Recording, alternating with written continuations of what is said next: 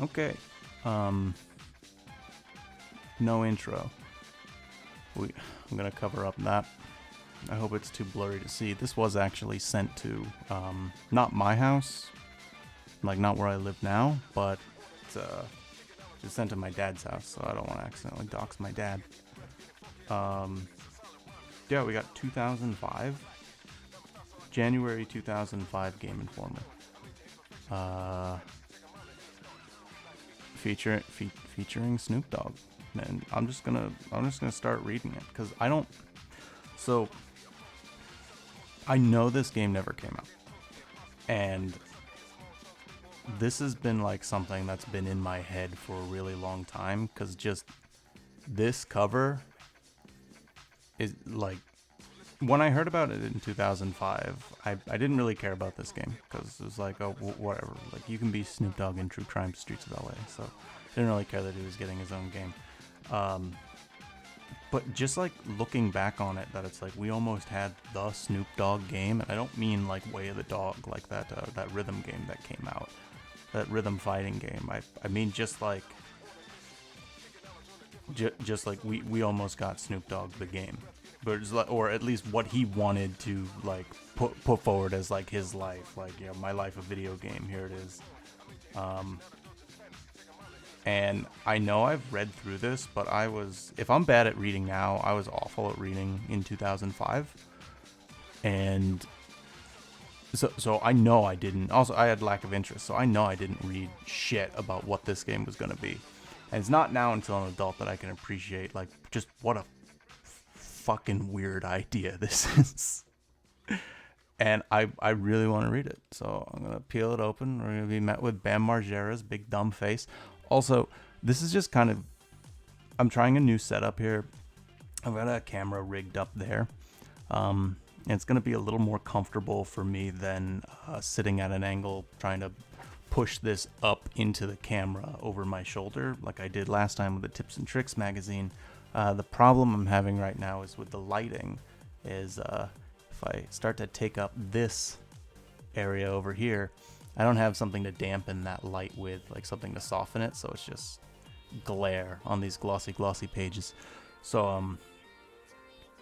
I'm gonna have to we're gonna have to work with it. I'm gonna use this center here as like the staging, and I guess we'll just move over to these pages when we do this. I can zoom you guys in, but it's very cumbersome. So this is not an ideal setup, but the last time wasn't an ideal setup either, and you know, we got through it.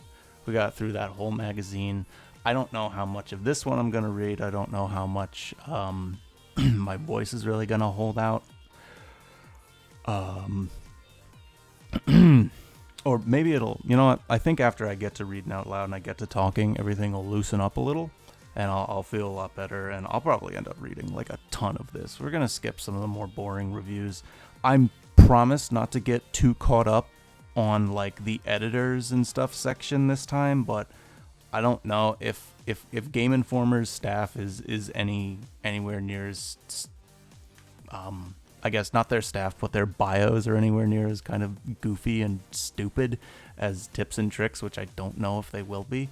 I might end up having to read all of them.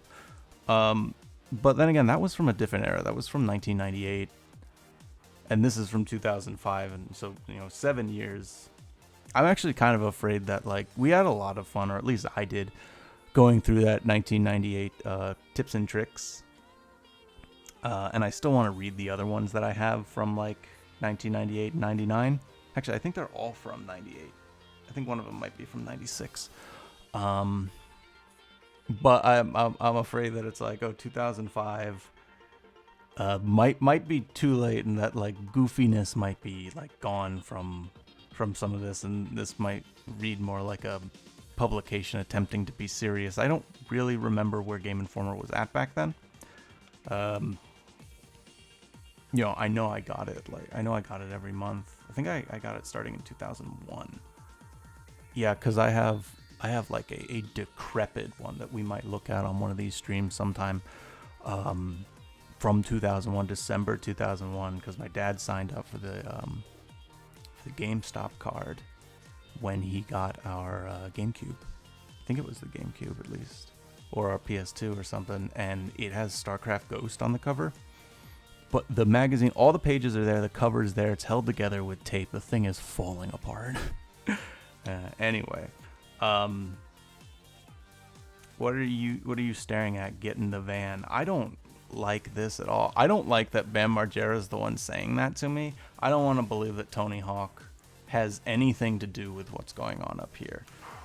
Yeah, because it just it reads better. What? No, wait. It would say, "What the fuck are you staring? What the fuck are you staring at? Get in the van. We're gonna go wake up Phil with a plastic BB gun. I'm gonna shoot it at his stomach. Oh shit, there's Phil right there. Yeah. I'm gonna shoot it at his stomach and see if they bounce off. Oh, come on, Bam. I gotta get up for work. Come on, Bam. I gotta get up. I gotta get up for work. You can't be shooting me in the stomach with a BB gun at 4 a.m. Okay. Enough. All right, let's move on. Another game I've never played, Oddworld: Stranger's Wrath. I should. I have like access to every Vita game now, and I know it's on the Vita, so I might play it. If a game is portable, I'm more likely to just end up playing it, because I guess I can play it in bed or on the toilet. But I don't know, does it run well on the Vita? We'll find out. I know this version wasn't from the Vita. Oh, that's a good page. How many ads do these open up with? Okay, just one more. Never played Chain of Memories. I haven't even played Rechain of Memories. And I haven't, because it was just in the collection. Let's try to find at least some direction as to like why we're all here. Because we're here for Snoop. Not John Cena, not Hulk. I think, actually, does it say it on the cover? Yeah. The Incredible Hulk. I wonder if that's for... This is 2005, so that might be... If it's a preview for Hulk Ultimate Destruction, we'll definitely read it. But if it's a preview for... Actually, we'll have to find out. Maybe that's a Hulk game that never came out. Cause I don't think it's Ultimate Destruction, because that's an ugly-ass Hulk. John Singleton's Fear and Respect. Here I go, like lifting it up already. Like, let's see. Midway wanted to make something edgy. Oscar-nominated director and lifelong gamer John Singleton wanted to design a game, and Snoop Dogg was already in discussion to star in another title. Wait, who wanted to make the game? Midway? He was already a star in another title. Well, yeah, wasn't that True Crime? These three entities are on a crash course to bring gaming the most realistic, nuanced depiction of LA that players have ever experienced. Wow, cool. What the hell is this? Build your own. Bunch of sprue for your Nissan. All new mid-size Nissan Frontier. I'm not gonna read non-gaming ads. What's on the back of it? Oh, this just got saved. If there was just like another ad, like for Gatorade or some shit in here, I was gonna tear this fucking page out. Cause this is a game magazine, Game Informer, not Nissan Informer. Cars are what killed G4. You idiot. How could you be so disrespectful?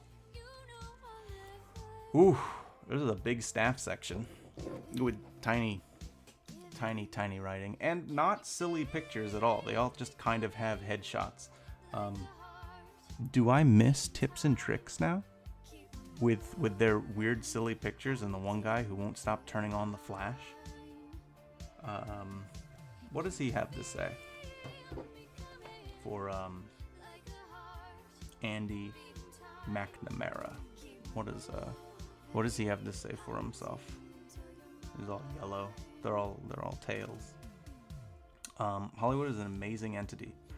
Though, according to the always outspoken Cliff Bleszinski, the video game industry should never give credence to the Hollywood model by referencing it or even recognizing it. What is the Hollywood model? So you make a thing that makes a bunch of money, because that's kind of what video games already were in 2005. Like, we were very much like entering the time of like blockbuster video games. I guess it wasn't until like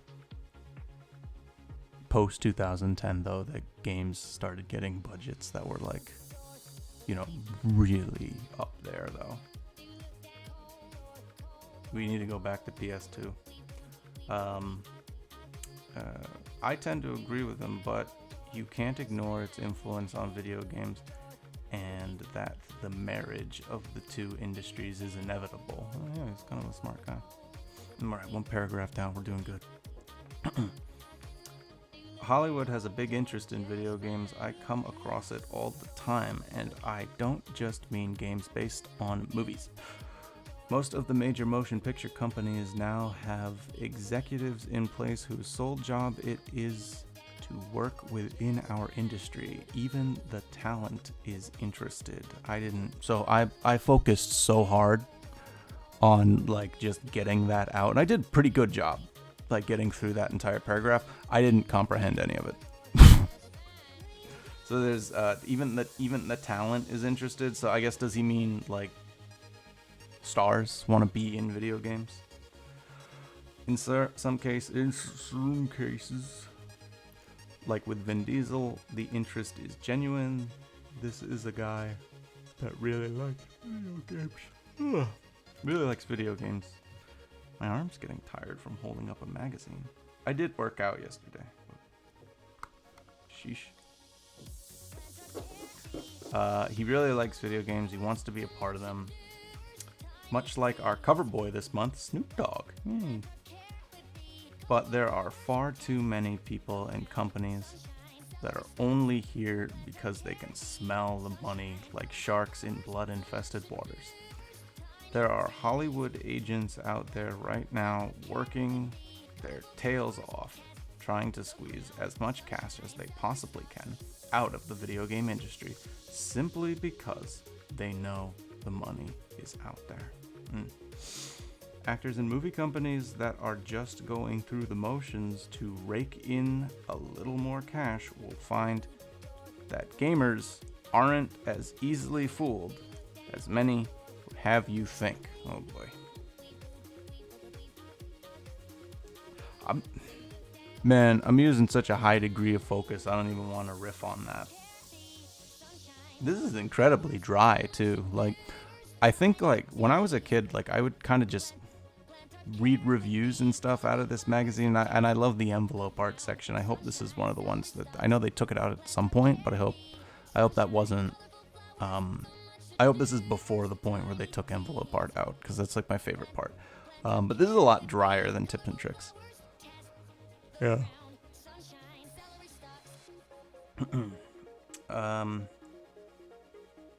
So I don't really want to read any more of this here, because this is boring. This is boring as hell. Oh, here we go. Here's some handles. Rainer is the raging gamer. His expertise are let's see here. I'm starting at the top. Can I get? Yeah. He's the raging gamer. This is so tiny. So you just bump the mic. I don't want to get like my big dumb head in the shot, but I also don't want to. See if I bring it closer to you and also closer to me.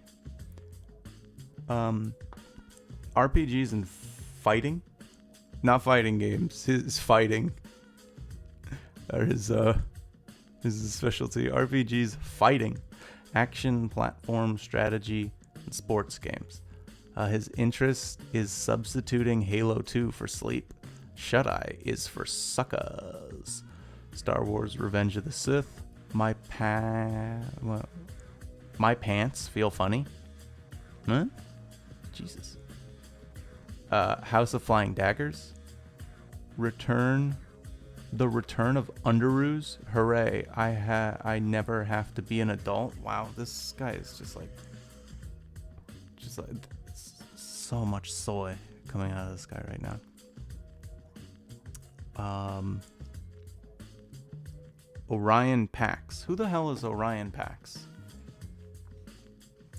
I'm gonna figure this out. Hey, you know what? I got an idea.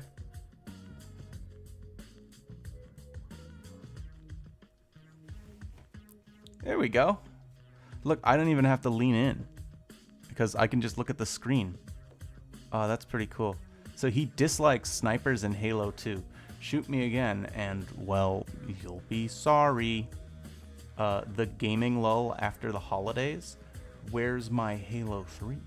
His current favorite games are Halo 2, Grand Theft Auto San Andreas, Star Wars Knights of the Old Republic, The Sith Lords, and Call of Duty Finest Hour. And Matt, the original gamer, can they, like, wouldn't it be funny if they just had, like, their ages here? I'm not saying, like, so we can make fun of them for being, like, 30 years old or something. I'm just saying that, like, sometimes when age is brought into something, it's funny to me because it's like, how's that pertinent? Maybe not. Maybe it's just me. Everybody get a good look at Matt there? Man, I'm pretty happy with how this just turned out with the zoom. We might be at this for a while because I'm going to be zooming in on everything I'm reading, but it'll be worth it because now you guys can read along too and look at all the pictures. His handle is the original gamer. His expertise are first-person shooters, action platform, action adventure, and action sports. I wonder if, I really wonder if, like, action platform is going to show up for everybody. Hold on. Oh, okay. Sorry, I was distracted.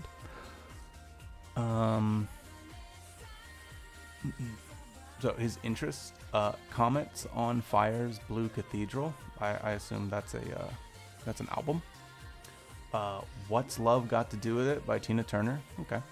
Middle-aged mercenary sex anthem Ahoy. I don't quite understand that reference. The reopening of First Avenue and Dr. Pepper. Okay.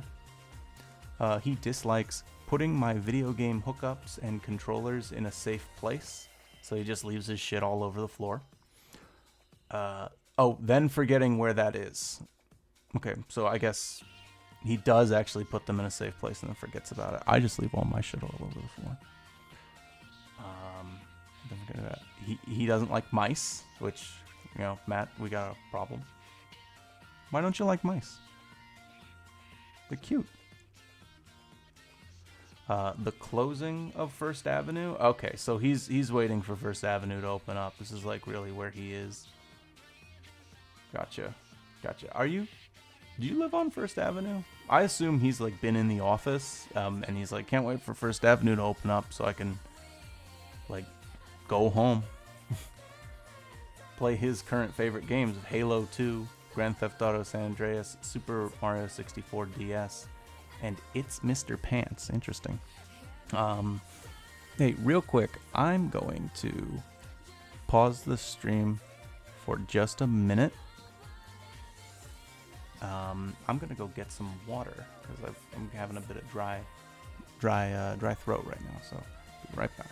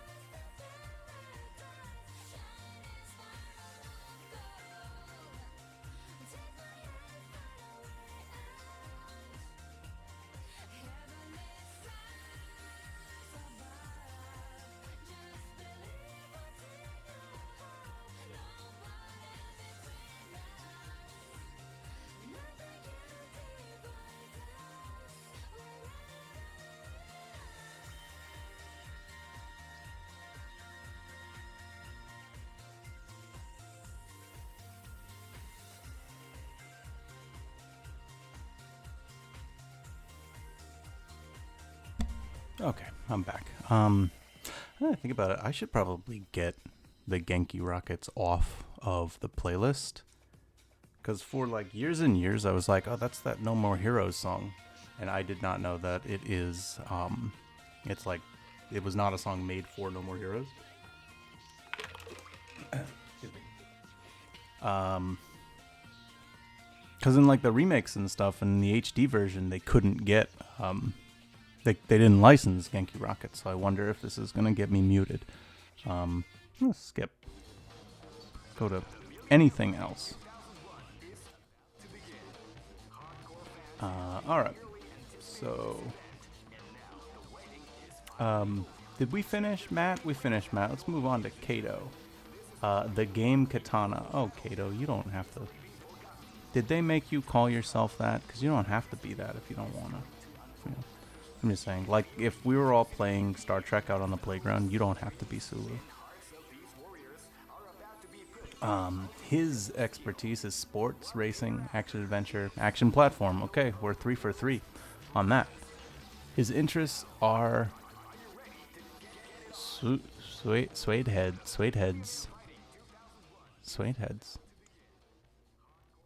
Hey, what was that game that got announced at the Game Awards that was like a Silent Hill game? What was that called? Hammerhead? Zipperhead? Something head. Anyway, was it called Suede Heads? Maybe. Suede Heads in the Style Council. The Life Aquatic with Steve.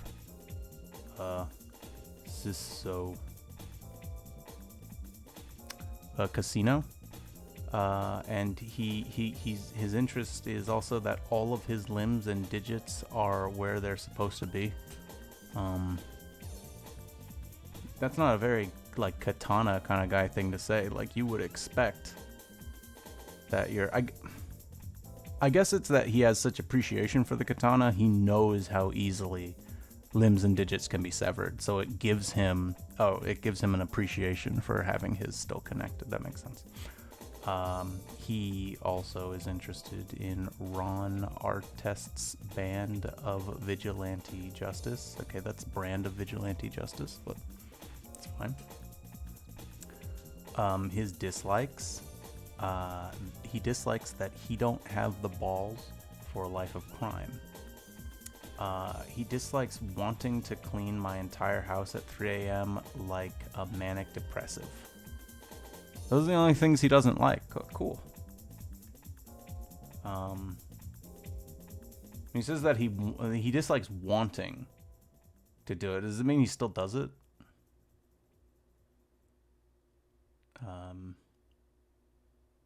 Or I guess it would mean that he doesn't clean his house at 3 a.m.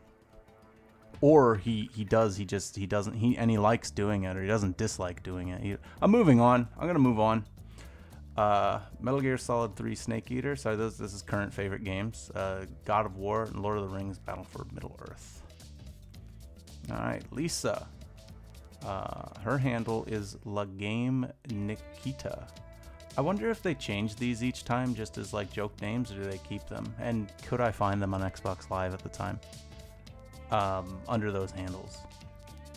Her expertise, survival horror, adventure, RPGs, action platform, again, and racing. Her interests are The Incredibles, timing how long it takes for someone to draw something crass on the DS chat, about 3.7 seconds on average. Sourdough bread.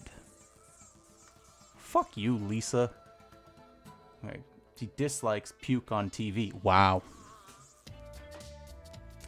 Some features of knockoff DVRs. Holy shit. There's like an entire generation of people who don't know what a DVR was. Like, it's the dumbest idea ever when you think about it, because it was just designed to record live television for you so you could go back and watch it later. And you could, like, one of the selling points was like, and you can fast forward through the commercials.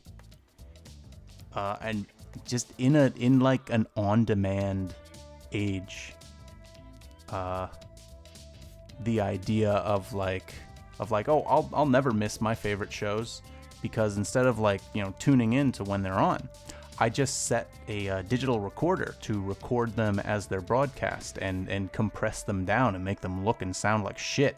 And then I still have to fast forward through commercials. It's one of those like mid 2000s like stepping stone technologies, because like streaming was not there yet. Netflix was still like DVDs in the mail. And I had a DVR, like we got it as part of our DirecTV package when we upgraded to it, and I used it all the time. There's actually like, I really wish like I had like a video capture card or something at the time that worked well. There's just a time when those were impossible to get a hold of. That time was when you were under 20 years old and had no fucking money. But I had a lot of like old G4 specials and stuff like that on that DVR. I know they are not there anymore, even though that DVR is still in the house. I think like how it encoded or something like that. However it worked, if it did this on purpose or if it just did it because it was a piece of shit, like the recordings would degrade over time and start to get like weird black spots in them, and like they'd start like crapping out. I think just how it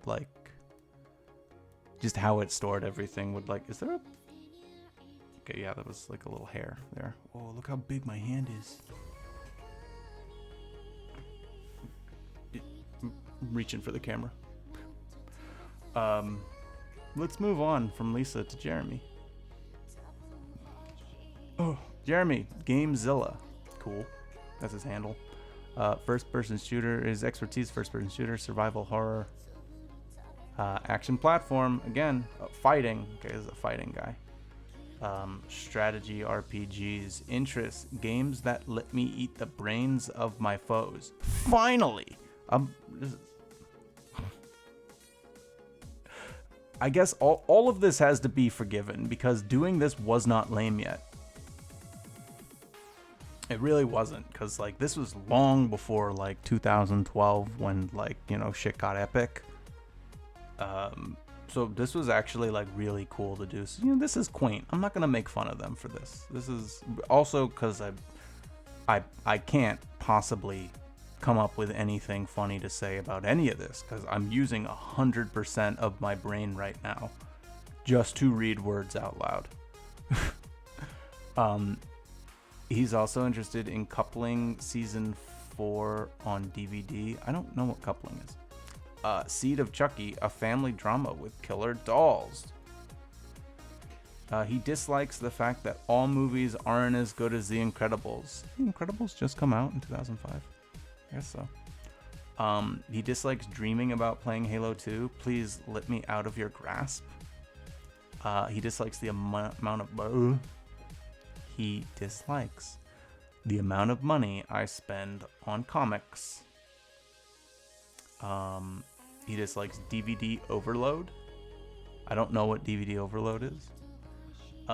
His current favorite games: Halo 2, Def Jam 5 for New York, WWE WrestleMania 21, Sid Meier's Pirates, and Astro Boy the Omega Factor. Hey, that was a tight game. I love Astro Boy the Omega Factor on the GBA. Game rules. Okay, Adam, the alpha gamer. This guy doesn't really have alpha energy, at least not based on that picture. But his expertise are RPGs, strategy, first-person shooters, and fighting. Fighting is alpha energy, though, so... Alphas like fighting games. He's interested in Red vs. Blue. Why didn't I know about this sooner? In 2005, how long had Red vs. Blue been going on for? Not too long, right? Long-awaited games being released. He's interested in that. Okay. Halloween in Madison. I'm not sure where Madison is, but I do love Halloween, so hell yeah. Meat and Cheese Fest 2004. Turns out some good stuff does come from Wisconsin. Okay, he's from Wisconsin. Meat and Cheese Fest. Oh yeah. He dislikes hockey withdrawal. No idea what the hell that is. He dislikes trying to put together a baseball team on $54 million? Like, you personally doing that? Or this must be like another like sport thing.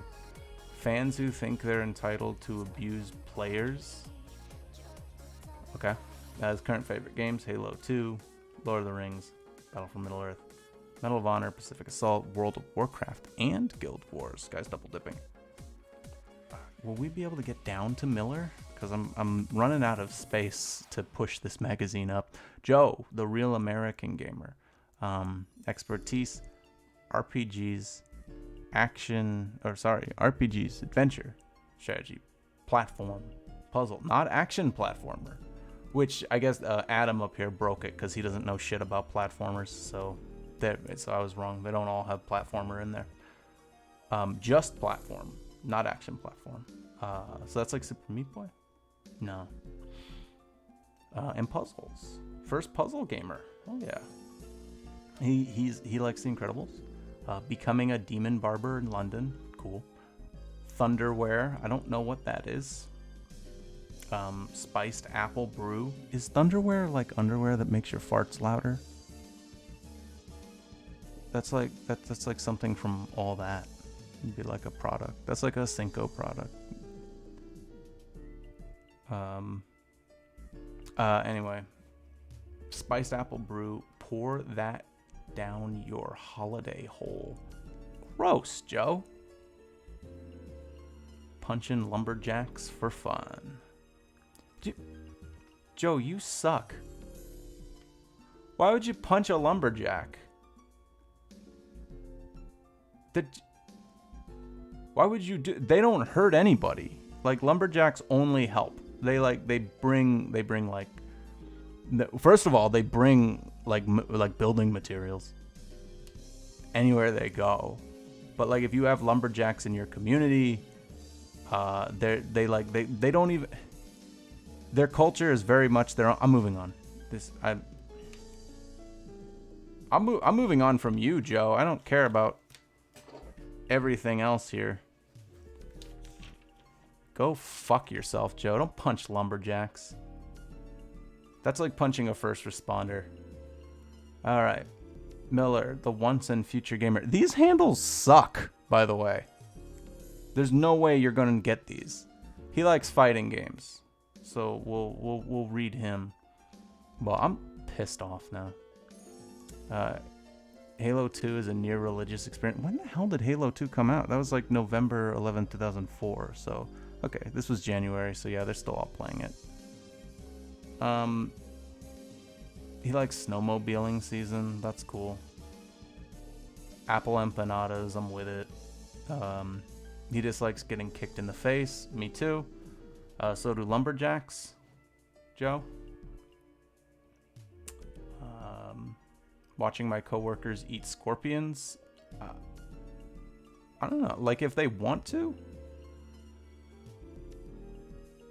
Like, I would dislike watching my coworkers being forced to eat scorpions. Reality TV taking over the world. Well, give it time, Joe. That's about to go away. I will fight you to my last breath, villain. My time away from Halo 2. Okay. His current favorite games are Halo 2. San Andreas, Metroid Prime 2, Mortal Cities, Children of the Nile, The Incredible Hulk, World of Warcraft, and Dead or Alive Ultimate. Game Informer Unlimited. What is Unlimited? Ugh. When you see this logo on a game preview, review, or feature, you can learn more about it by going... Okay, yeah, it's like go to our website. Alright, let's zoom back out a little bit. That took a really long time. I said that I might not do that, but then it turns out I did it. Before or after y'all want to be a pirate, you can in Sid Meier's Pirates. Oh yay, the photo file. Time to zoom in. Or no, wait, this is the GI Spy. Yeah, still. Let's get a look here. So I don't give a shit. What am I doing? Hey, by the way, beautiful Joe on the back of that. On the back of this is Hey, little sneak preview. Guess who?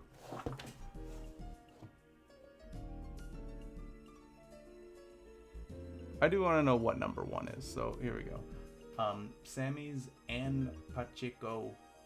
Oh, Sammy, like the company Sammy. Richard Ego and Milad Sadat brace themselves for the Minnesota winter. That's cute. Candid photos of the seedy underbelly of the video game industry. These are all cute little pictures. What is that one with what is that? With Matt flashing gang signs. What's happening here? Matt keeps it real. Famed director John Singleton, Boys in the Hood. And by keeping it real, we mean acting like a tool. Well,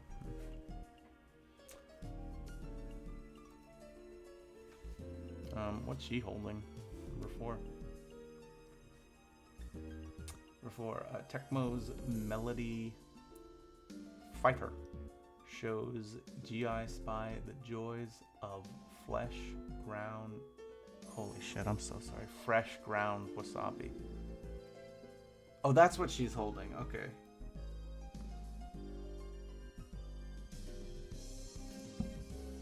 Does she have it in a blunt? What it?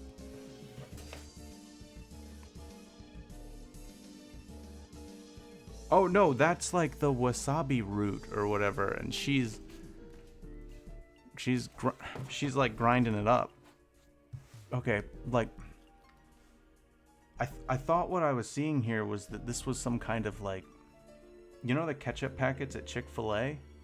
I thought it was like that, like weird, like reflective plastic and like the packet of wasabi on the inside, and you squeeze it out, and she'd squeezed it out onto I don't know, a stogie or something, and she was gonna smoke it.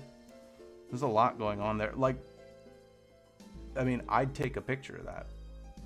Oh, also, we got vampires. Cool. Fucking sick, dude. Wait, let's read about that. I want to read about Blood Rain. I love her. I should play Blood Rain 1 and 2. I think they got remastered. I think. I'm not sure.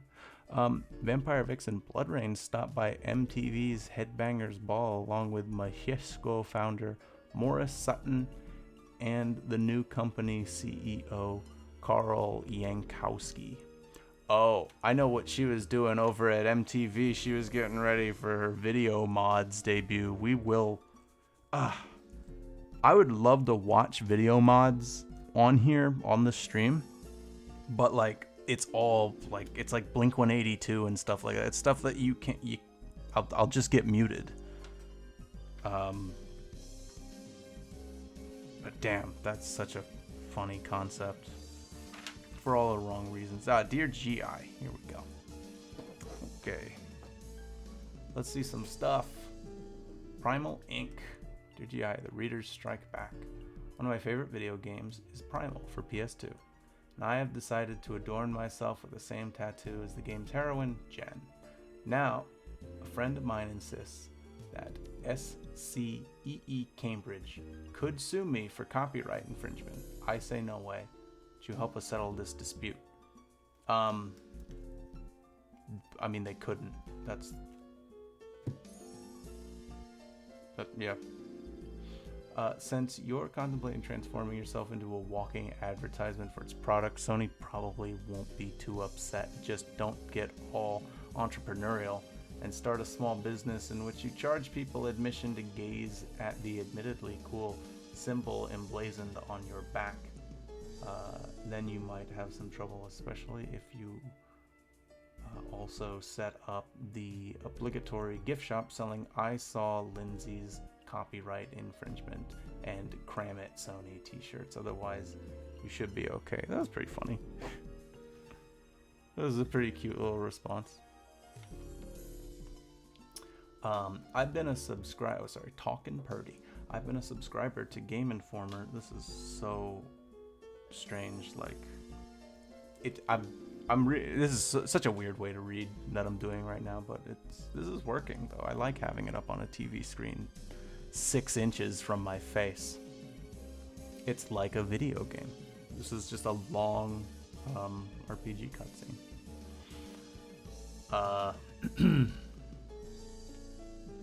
Right. I've been a subscriber of Game Informer for quite a while now, and as a reader, I've disagreed with some reviews and agreed with others. Excuse me.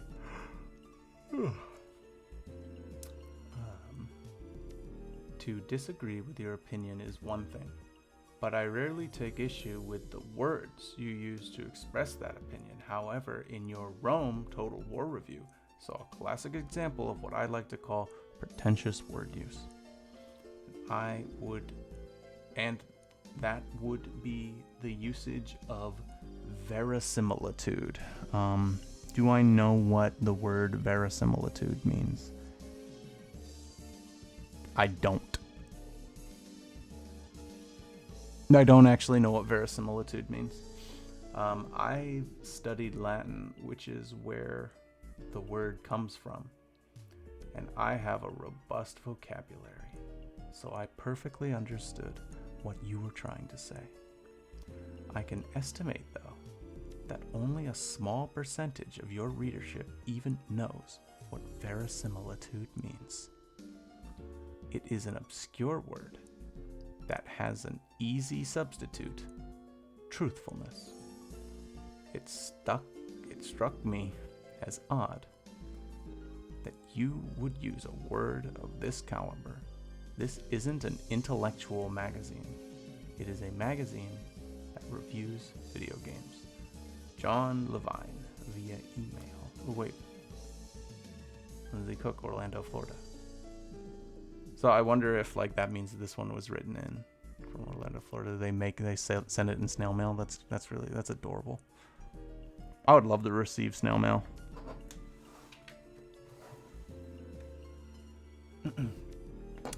You might be onto something, John. All of these years of having faith in our readers' intelligence feel like such a waste. It makes so much more sense to assume that all gamers are intellectually vacant dullards, fit only for single-syllable fare like good, ugh, and lint.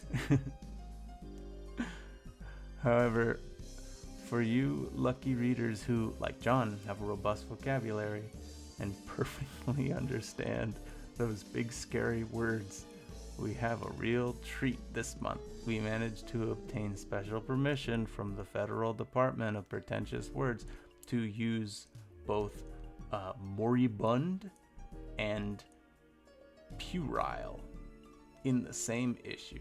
Read on, you fortunate few literati, and turn your mind into an erudite cudgel with which to bash the overripe heads of linguistic plebeians. Oof.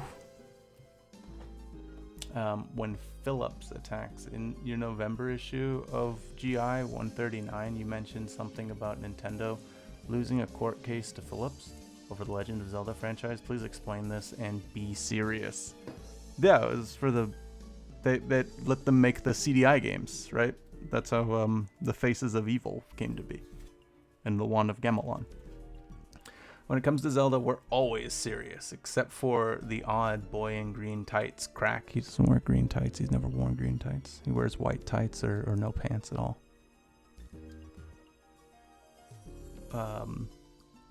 In all honesty, the story behind the CDI titles featuring Nintendo icons isn't as simple as a single court case. Oh yeah, that's right. There's Hotel Mario too. Oh. Man, I don't read my chat at all. Hey Marshall. Sorry I didn't tell you I was going live. Well, yeah. Was I getting messages about this too?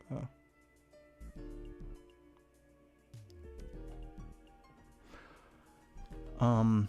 Man, I gotta move the chat over somewhere. How about? But now I'm using this screen to read. So I gotta shrink the chat.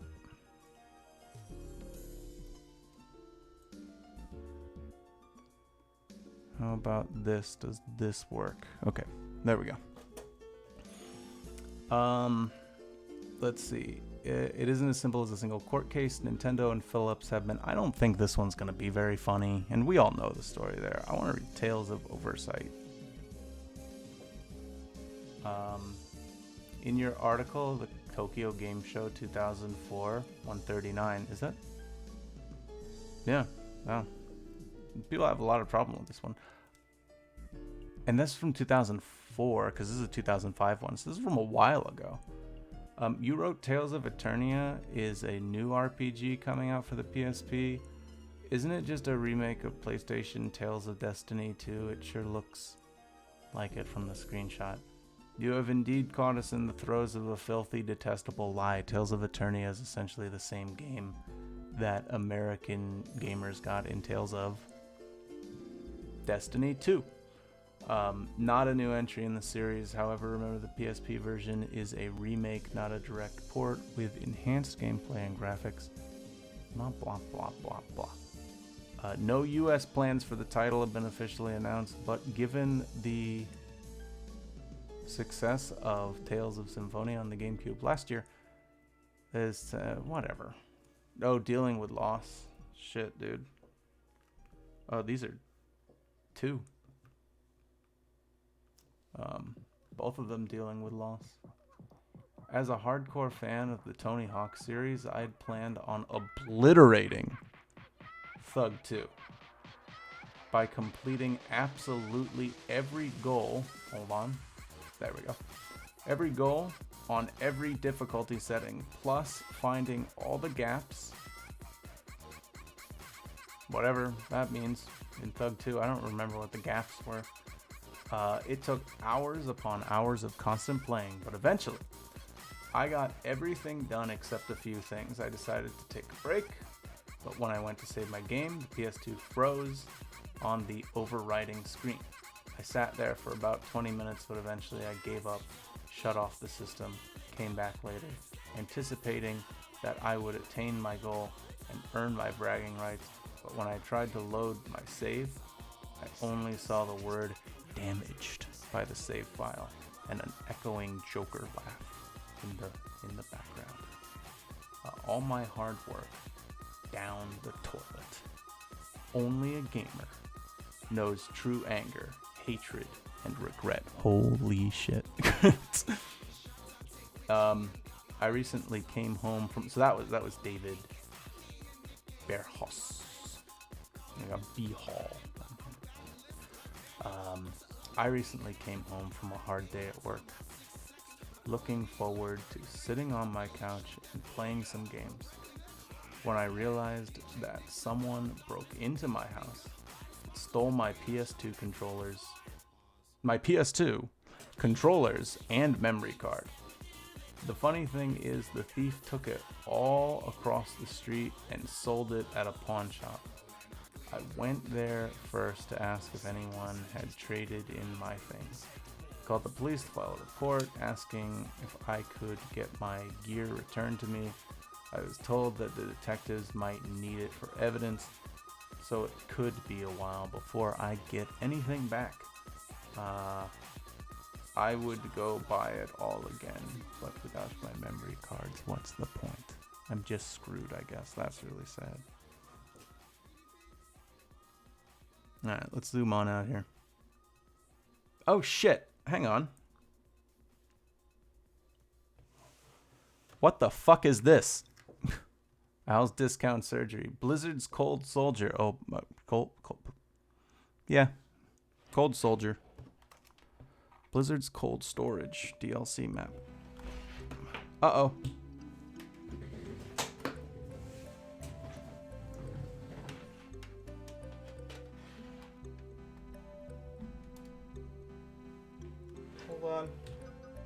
Hold on. Okay. Oh, we almost lost visual there. Their Cold Shoulder. Blizzard has always been my favorite developer, but I was shocked to hear that a subscription to World of Warcraft would cost at least $12.99 per month. I guess that's in back then money. How much was it now? It was like $20, wasn't it? $15 or $20. That's not too unreasonable. $12.99 per month for an MMO subscription, right? That is the highest I've seen for an MMORPG. What year is that again? It's 2005.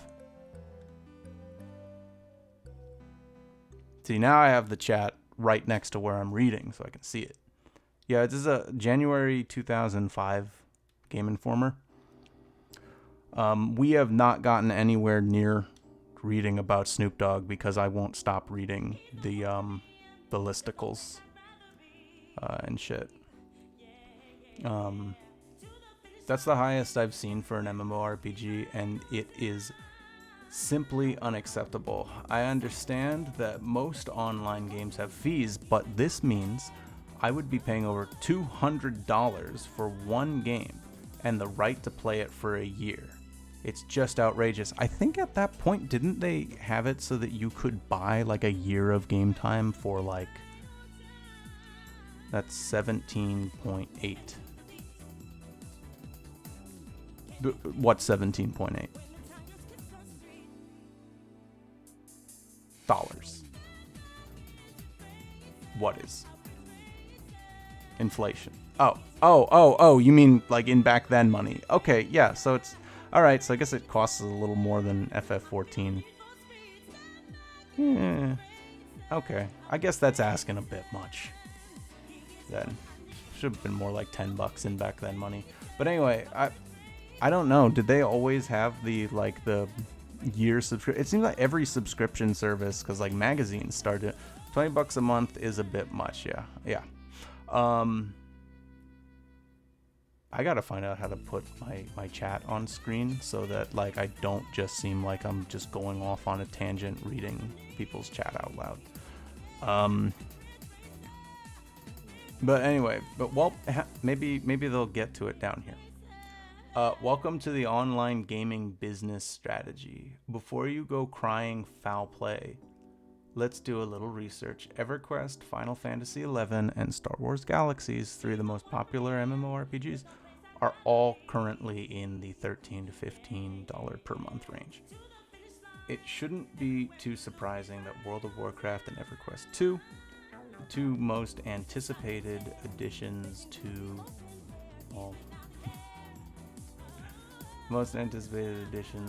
the genre, will fall into the higher range of that spectrum. Gaming isn't like surgery. You can't just roam the shadowy streets hoping to find someone who will do it for cheap. If you want quality, you've got to pay. Okay, so that's why it's Al's Discount Surgery there. That is yeah, I like that picture. Alright, now I can get away from this page, the Dear GI page. Is that a live action cutscene? No, it just looks that good. Wow. Alright, let's zoom out. What is that? Knights of the Old Republic 2. Yeah, everybody love that. Oh, yes! Envelope art. Okay, here we are. Oh no, there's more Dear GI! I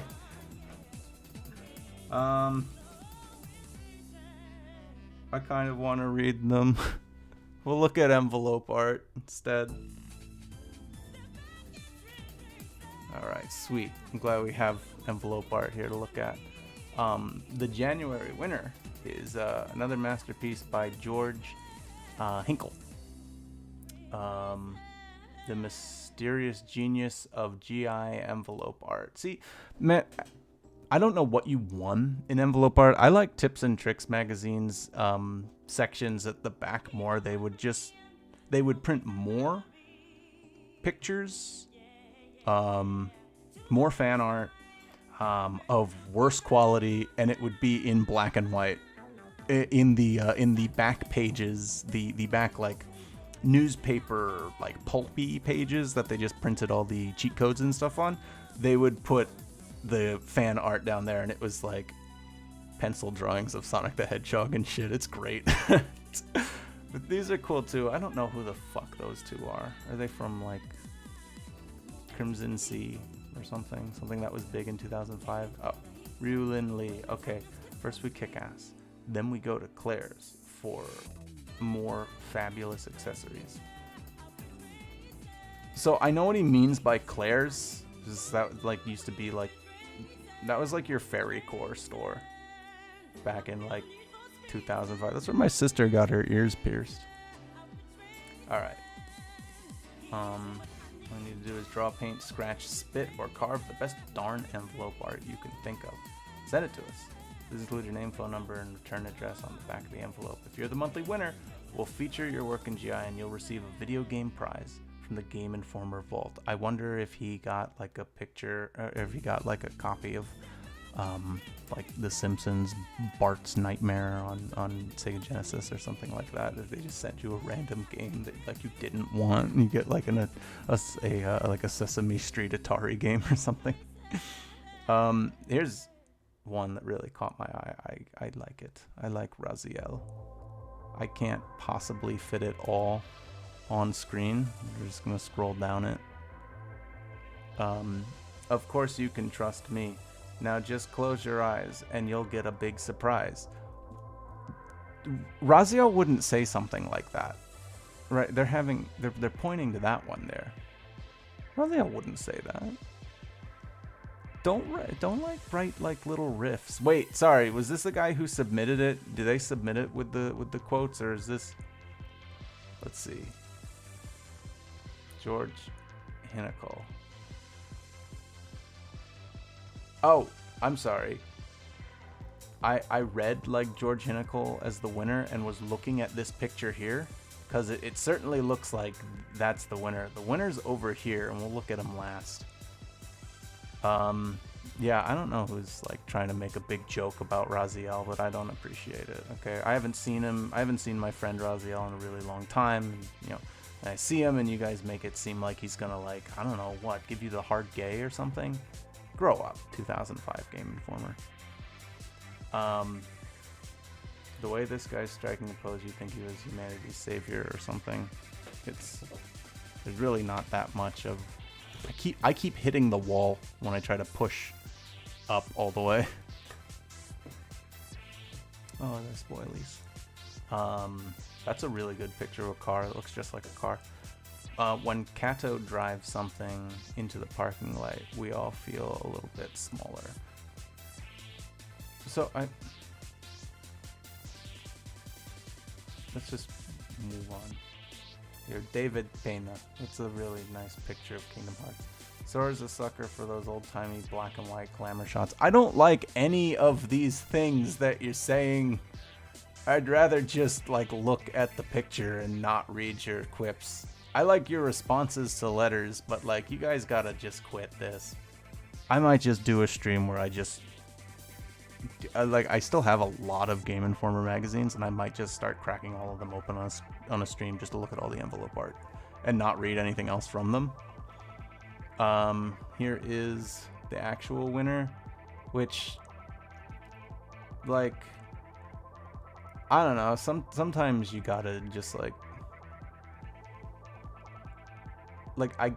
I guess the call wasn't for like video game art.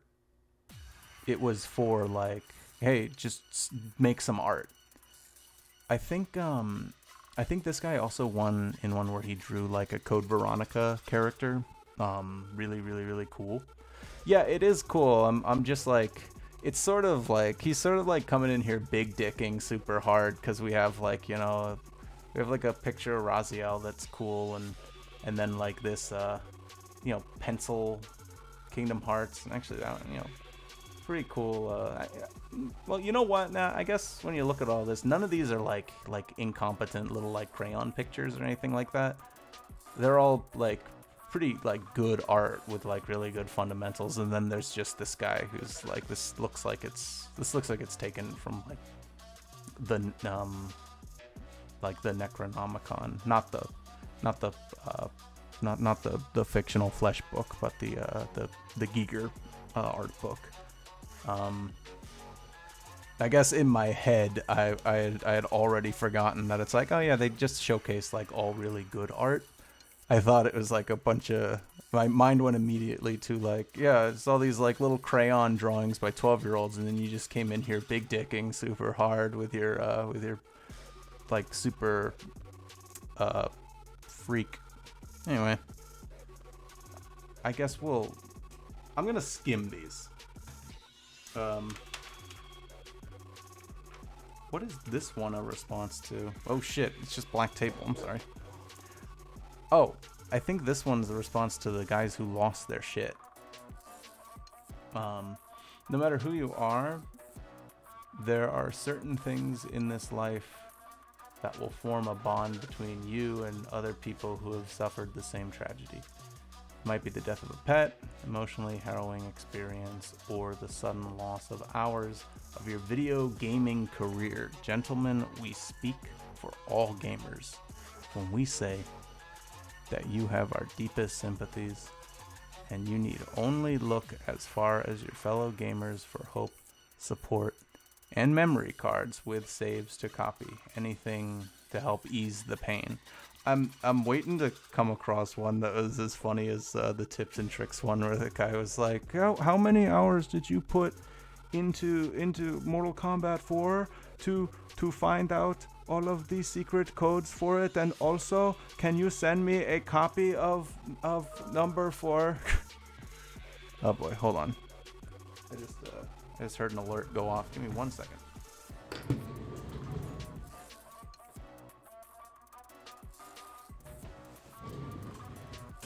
Okay, nope, there goes another one. Oh, it's the same one. Wow. Okay. Nope. False alarm. Yeah, I love that one in tips and tricks when the guy was asking for a free copy of Mortal Kombat 4. Getting cozy with CJ, I just wanted to say that you guys were right on in declaring San Andreas one of your favorite games. I recently picked it up. It's absolutely unbelievable. It has more content than I could ever have possibly asked for. I've lost my place. Than I could have ever asked for. I declare it video game of the century. Me too. I think that I am going to have to cancel my subscription to GI. I don't have time to read or take showers or sleep now that San Andreas is in my PS2 disc tray. I hope it's comfortable because it isn't going anywhere soon. The world of San Andreas is so vast it might even seem alive at times. Okay, guys, can we calm down a little bit? I guess this is like the first time we ever got a game like with that much. Like, this was like the first time that it's like, hey, there's a fast food place, you go in and order food and shit. It requires proper care to keep your game from getting hungry. Be sure to leave several plates of lunch meats laying on tables and under radiators. It especially likes the variety with little embedded pimentos. It might get tired and sore as well, so it's probably a good idea to buy an old Castle Grayskull playset and stuff it full of Kleenex and cotton balls. That way GTA San Andreas has a comfy and totally awesome place to rest when it isn't ardently spinning in your disc try, tirelessly dancing for your affection. What? Yeah, lol, so random. Yeah, I get it. They're trying to tell you to like leave rotten meat around to make your house all stinky because you really liked a game that we said was like our favorite game. Fuck you. Fuck you, gamers. How dare you play a game? You should have a stinky house. The correlation. I'm a proud subscriber to your magazine, and it is the best sleazy, with all due respect, one out there. Why sleazy, you ask? Lately, you seem to be printing articles and ads about naked video game girls. What happened to all those random elements you used to include? Please stop with all the naked hooey and bring back the unexpected laughs. In the interest of academics, we decided to get to the bottom of this. Increased nudity, decreased randomness. Yeah, hang on a second. There's been no decrease in randomness. Did you just not read this?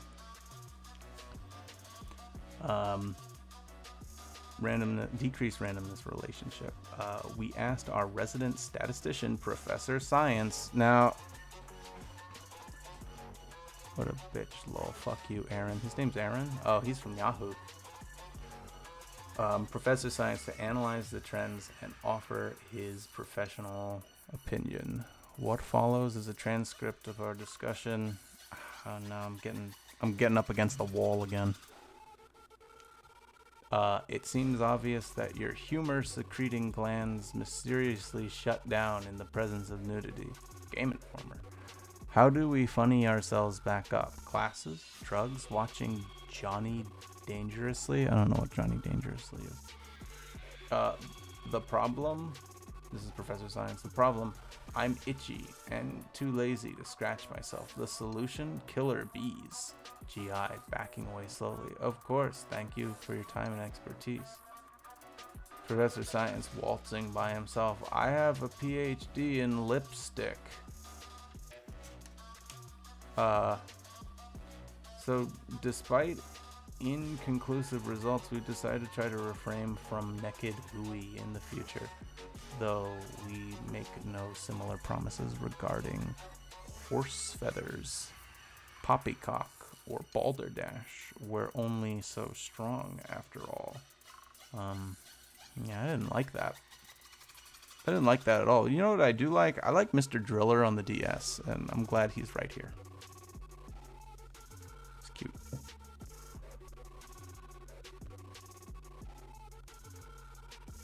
You have a pink football head.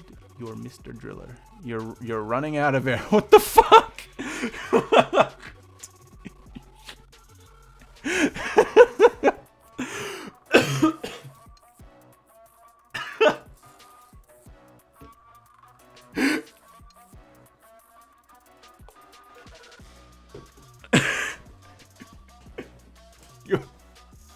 You're running out of air.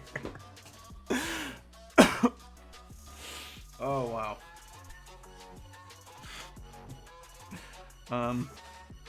Mr. Driller, Drill Spirits for the DS. That game rules. Connect. So this is a page in Game Informer that I would always skip. Like, this was one of, like, always the driest page, and I'm not gonna read it. But I do want to, like, what the hell is Connect? Breaking news, views, and technology from cutting edge of gaming.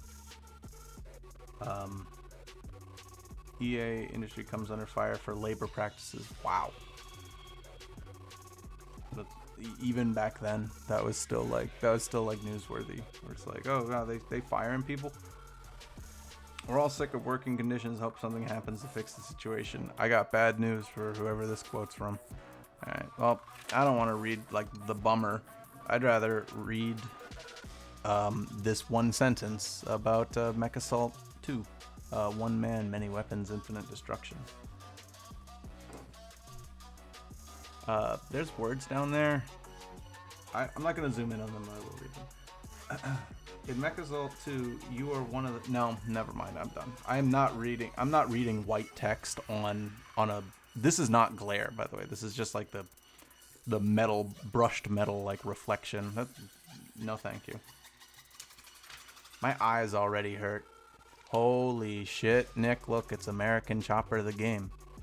The game we sacrificed to DeVito at. Whoa! Uh-oh. I need a better desk space to do these on.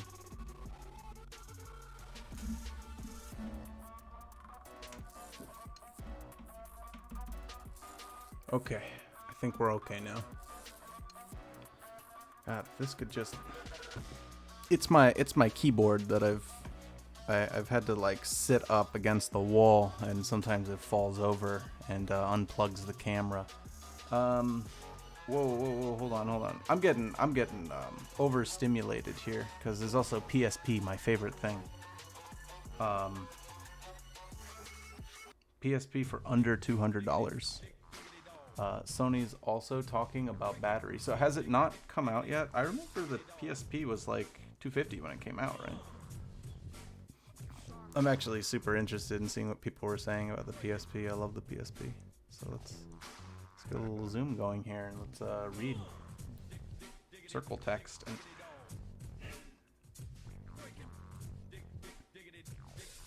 And Sony has helped clear up some of the lingering questions regarding the PlayStation Portable, most noticeably by revealing a 19,800 yen price tag for the Japanese model. That translates to under $200. Yeah, but not much.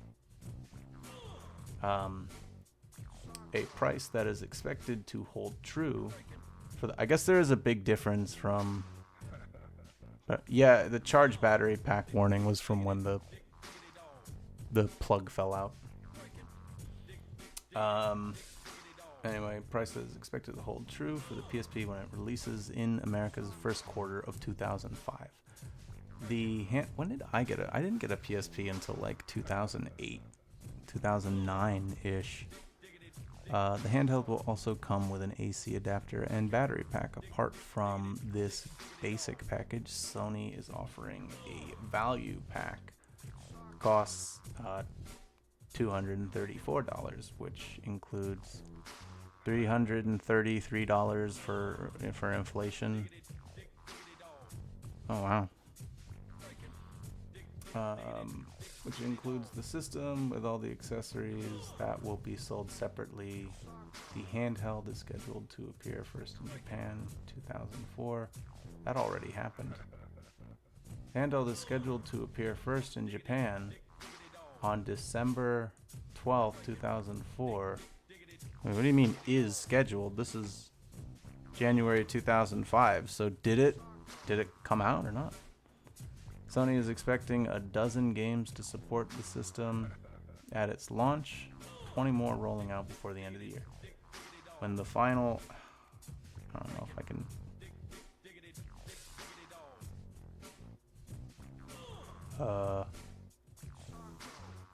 Whatever. Okay, hold on. No, I can do this. I can do this. Yeah. I can do this. Okay. And the final design unit for the... I don't know, I'm getting there. I guess when I get to the bottom of the page, I gotta lift it up like this so I don't just bump into the wall.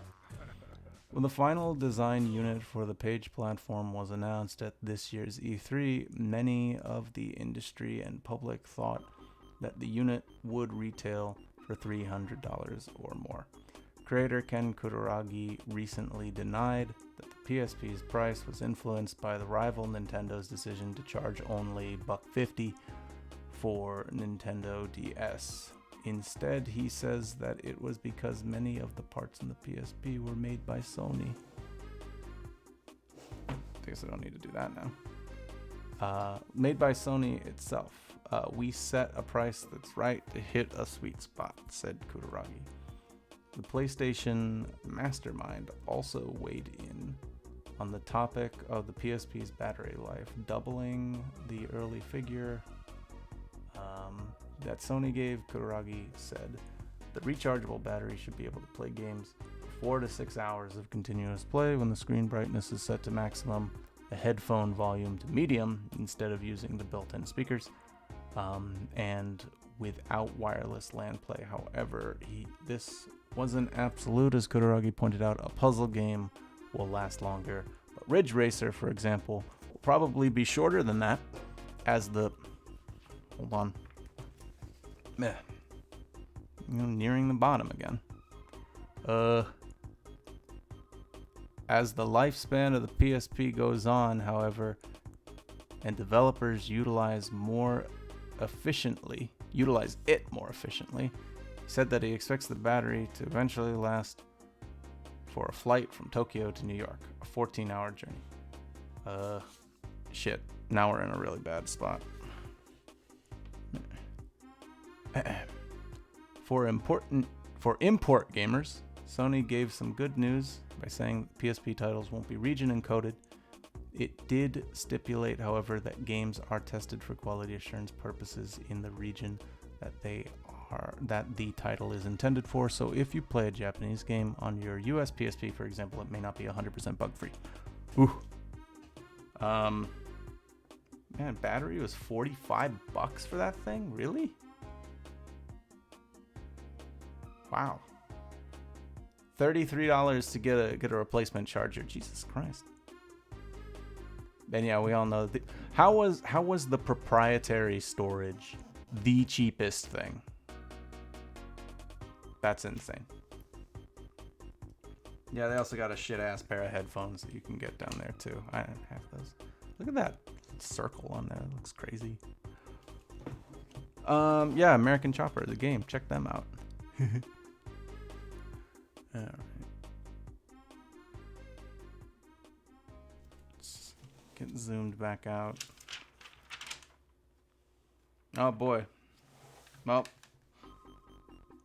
yeah, we've been going on for an hour and 17 minutes. We're still nowhere near Snoop Dogg, guys. I'm sorry, because we have to read the good, the bad, and the ugly about the Xbox. Turns out if you put like things about video games, then I'll want to read them because I like video games. I didn't know that about myself until today. The good, the bad, and the ugly. When you want your news categorized with a sarcastic editorial spin, you guys aren't having a good batting record for like your funny, sarcastic shit. So I hope you don't say anything too mean about the Xbox. You know. The bad. Oh, we're not off to a good start. Sean Burke of California is giving power to the people. The gamer has filed a class action lawsuit against Microsoft on behalf of anyone that owns an Xbox, citing that his console stopped reading any and all discs after less than a year of use. Don't laugh, Sony.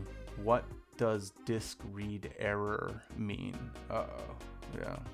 I wonder if like Sony ever got like a class action lawsuit about the disc read errors. I remember like trying to fix mine. The screensavers told me like a fix for it. I opened up the PS2 and there was like a little white like ratchet gear in there that like had a lot of notches on it, and they told you to turn it. It's like, turn it until this thing works. And I didn't know what the hell it was until years later. It didn't work, by the way. Turning it didn't work. I didn't know that was a thing to adjust the height of the laser. It turns out that's what they were telling me to do. Except they didn't tell me that that's what it was. They just said, just turn this disc. Just turn the little white thing. Ugly. Gran Turismo fans. I just want to look at the picture. Those Nikes. Gran Turismo fans can look forward to importing the special edition Nike version of Gran Turismo 4 that comes with limited edition shoes and a shirt that works with your iToy. Why am I yawning so much? Ugh. A shirt that works with your iToy? Like what? Or rejoice because creator Kazunori Yamauchi. That wasn't a hard name to read. I don't know why I stumbled on it. Kazuyori Yamauchi wants to make a game called Gran Turismo for boys. What you can't look forward to is a Gran Turismo 4 coming out this year. The game's been delayed until the first quarter of 2005. Wow. More about the shirt that works with iToy? Like, I'll look that up later. The good. Oh, sick. Tree man. Good. Despite the dishonorable discharge of Rising Sun, EA is back with another Medal of Honor console game. Subtitles, dogs. I don't care about Medal of Honor. I care about Tree Guy. Bad. Rare is at it again. This time, the notorious developer is delaying the Xbox game Cameo for an unspecified amount of time. The company says that the changes will be both major and minor. Yeah, one major change is that it comes out of the Xbox 360.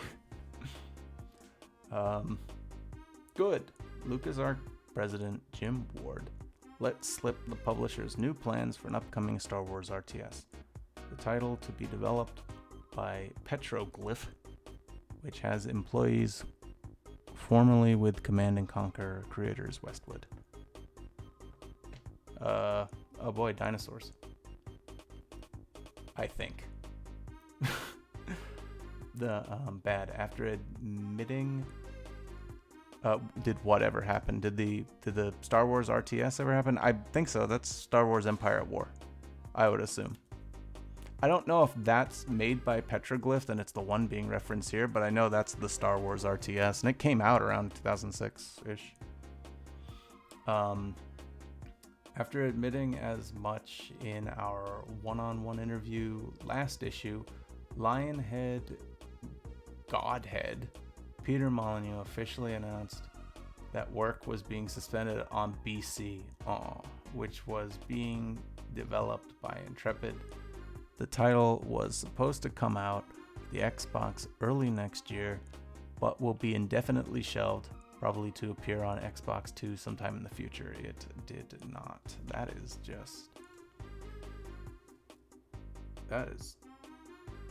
a screenshot. Oh, okay. It's like a raptor with like a feathery frill on the top of its head, like a fin. I thought it was just like a wide open mouth, like the top of the frill was the top of the mouth, and then the head was the bottom jaw, and it just looked gross. Oh boy, JFK Reloaded. Hold on, let's talk about it.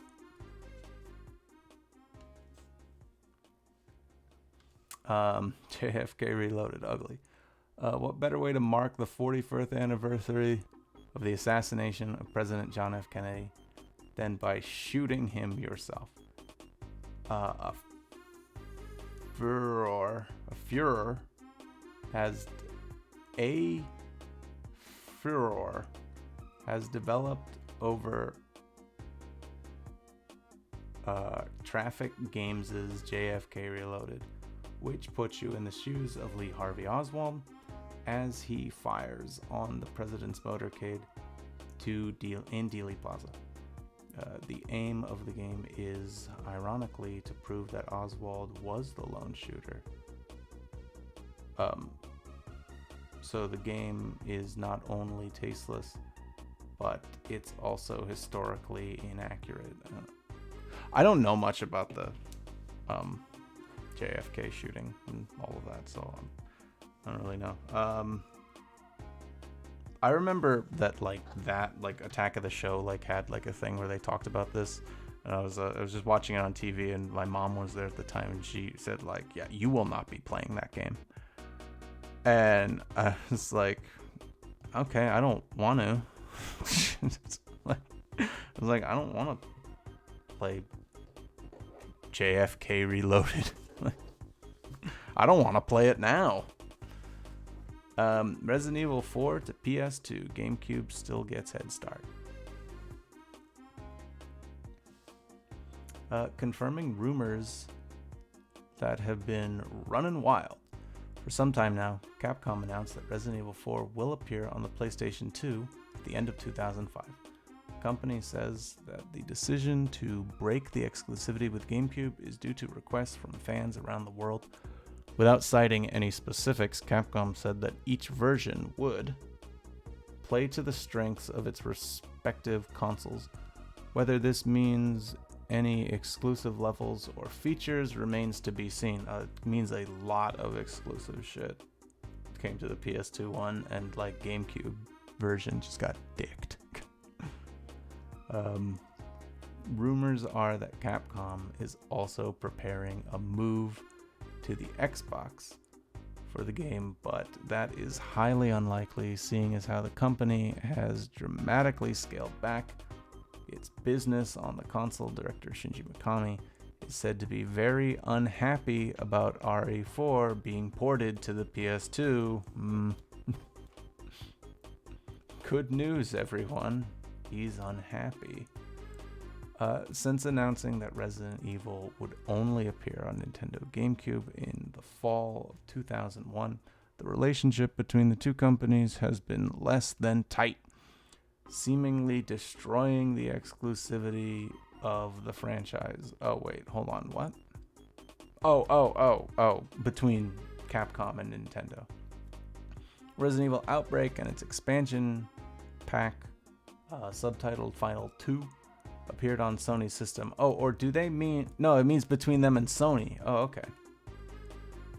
There's even talk of Killer 7 hitting the platform, but no official date has been announced. The relationship between the two companies has also been strained by other one-time exclusives. Maybe it is the relationship between Nintendo and Capcom.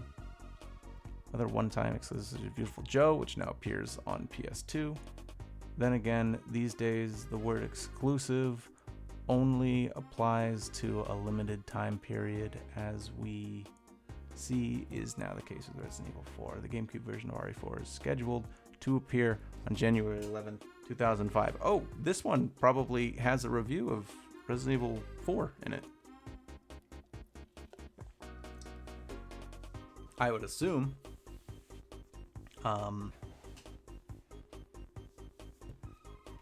Or maybe that would show up in the February one. I don't know. There's some NHL shit. Whatever. Not even an interesting ad. I'm gonna start moving through this. I want to talk about games, not talk about news. But real quick, I want to talk about this because we saw this in the 1998 tips and tricks also, and it's still here in 2005. These kind of things don't exist anymore, but they were in like every single magazine. It was just for ordering CDs. You would mail in your order, and they'd send you CDs. That was like the whole bit. And somehow this was like this was like the way you sold CDs, because I would see that not just in gaming magazines, I see it just in every magazine. Just like, hey, just buy Blink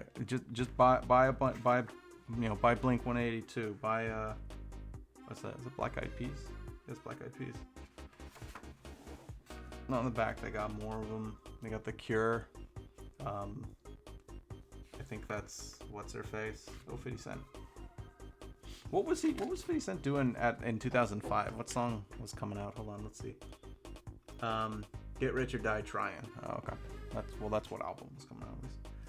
So yeah, that's just really like, this was just funny to see in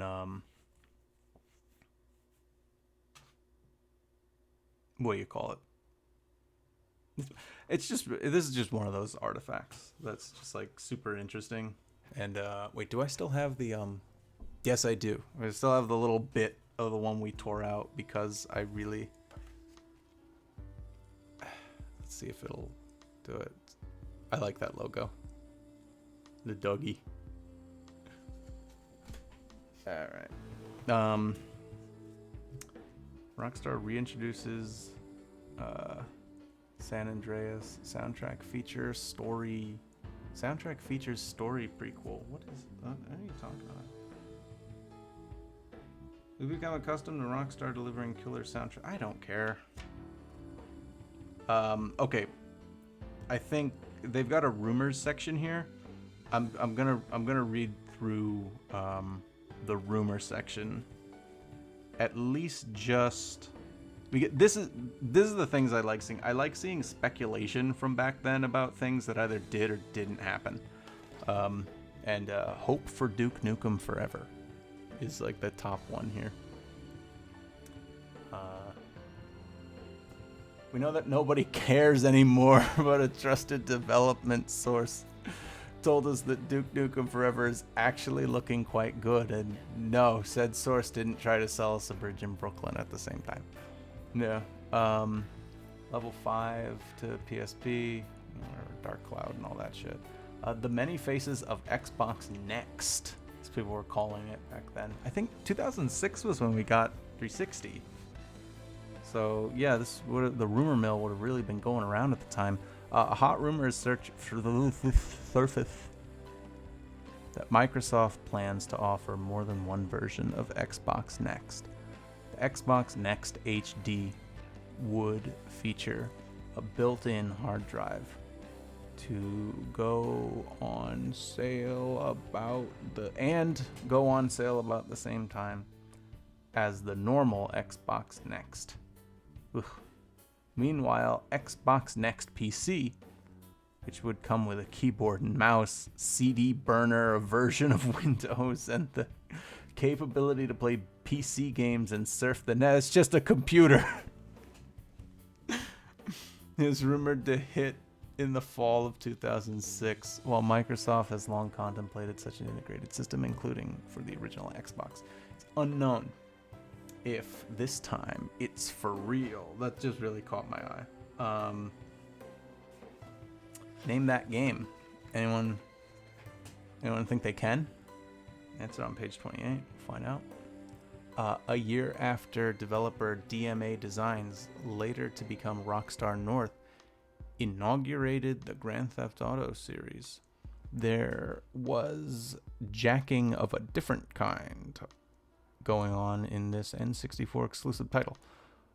Aboard a lost space station, you hijack and control mechanical animals to complete tasks and find the pieces of your robotic body.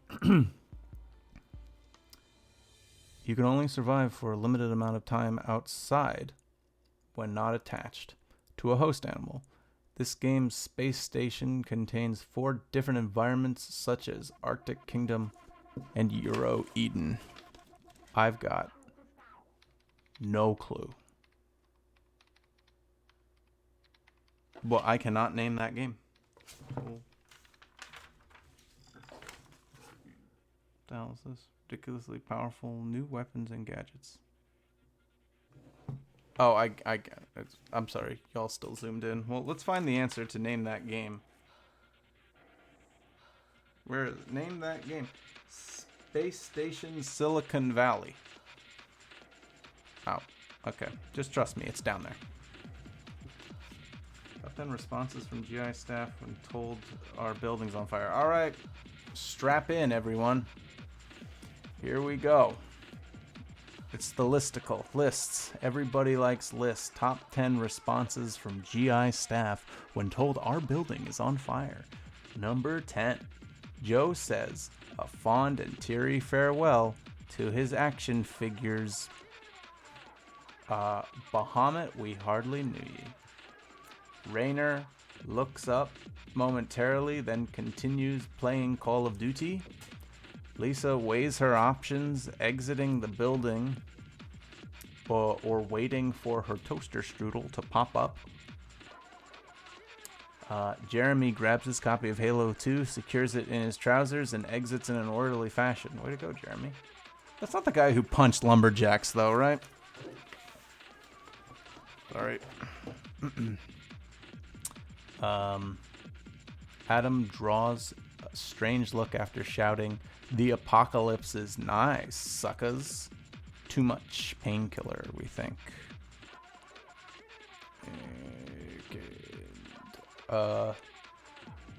Let's see. Matt is calm and collected. Uh-oh. Did I, okay, there we go. Sorry, my stream preview froze for a second there, and I thought I just broke something. Let's see. Matt is calm and collected since he's chilling with John Singleton on the West Coast. Miller creates a makeshift talisman using memory cards. Certainly they will protect him. Kato ensures that his iPod plus all relevant cables are safely stowed in his pockets. Arthur, the GI mascot, goes barking to little Timmy, telling him that we're all in danger. Good boy. Andy somberly considers the cost of replacing the game vault. Weeping follows. This is something interesting right here too. What's going on up here? Top 5s. Favorites from industry pros and GI readers. Oh boy.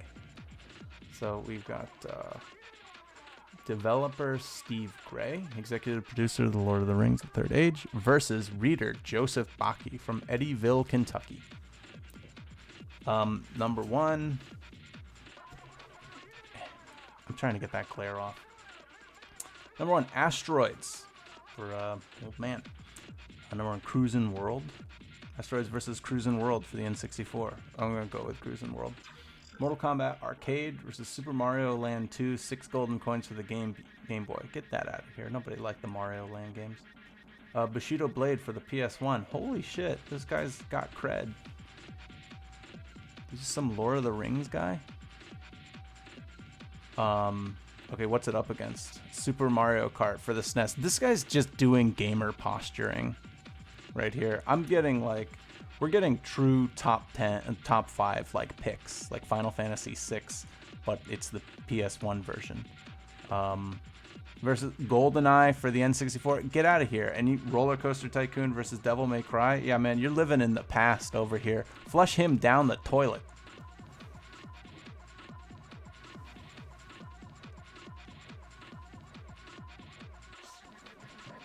Got Metal Gear Solid ad here. You guys want to look at it?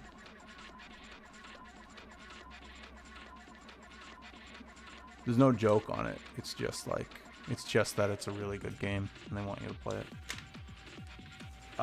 There's no way I'm making this. There's no way I'm reading this. Right? I don't have to read all of this. We make games from our guts. Yeah, let's move on. Who's this guy? America's Most Wanted. Rockstar Games president. Oh, this is an interview with Rockstar Games president. Okay. You guys check it out. It's the glare ruining this picture of Prince of Persia. These are some big spreads. I really like Prince of Persia, and it's not until like looking back at shit like this that I realize or that I remember that game was huge. They were really good, all three of them. I love all three of them, but it's like that series was gigantic. Like, and then it just sort of vanished. I'm not reading that now. What's up going on here? Vibe. Super Mario stage figures. So an Axiom Mini, which is okay. What the hell's an Axiom Mini? I'm not gonna zoom this in. I just want to find out what the bubble pack is here.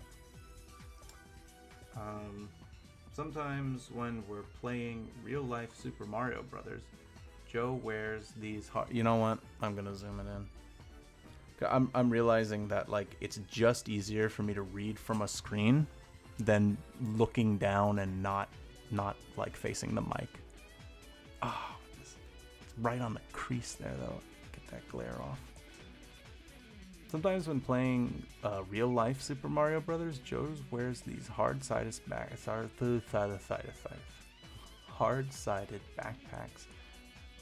and gets down on all fours. Then Miller jumps on his back to simulate the long-standing feud between the Koopas and Nintendo's plumber. Other times we try to fit a now old-school PS2 with hard drive and network adapter. Now old school PS. It's not old school. The PS3 wasn't out yet, was it? Into the sacks and find that they hold quite nicely, protecting the console from bumps and bruises. So it's just a hard ass backpack. This guy is customizing Voodoo PC's first media center unit. Pulls out all the stops. Holy shit, $3,000. I guess that's how much like a good PC is gonna run you now too. Like if you want like a really high end one, but it's so funny that like this was $3,300 and was like, check it out, you could run Doom 3, you know.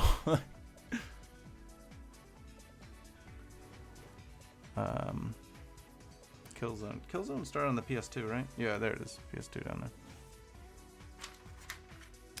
there. Holy shit. Are those like homie figures, but for Scarface? I do have a distinct memory of this controller. I did not have it, but I would always see it. This slime figure, and I always wondered, like, is it even close to comfortable? I assume not. I mean, that's a really, like, cute idea. You know, that and the RE4 chainsaw controller were two controllers that I'm like, are those even any, like, good to hold? First line of toys in the Scarface series featuring 10-inch Tony Montana. I forgot that Scarface got, like, a game. I guess those look kind of cool. They look like really detailed Celebrity Deathmatch models. Like, those are the proportions that Celebrity Deathmatch would use. Next Game Station Micro Edition. Yeah, don't worry about that. Let's move on to Greg Hastings Tournament Paintball. Ooh. Exciting. Adrenaline.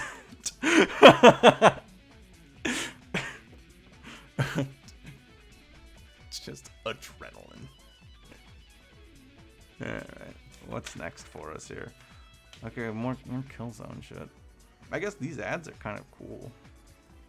Cinematic techniques in gaming. Oh man, Advent Rising. Jeez, I gotta see if I still have the one with the cover story for Advent Rising, because that's quite the whirlwind. I always like the layout of these. It would tell you, like, when games are coming out. But check it out. Ride the Pig. What's going on there? It's because the Invader Zim box set came out on the 11th. And so did Resident Evil. Everyone's favorite comedian turns 54 today. That's right. We're talking about Yakov Smirnoff. Oh, so January 24th is his birthday. Is he still alive? Oh, man. Do you guys remember Elektra? Because I didn't until this moment. I also didn't remember the Daredevil movie.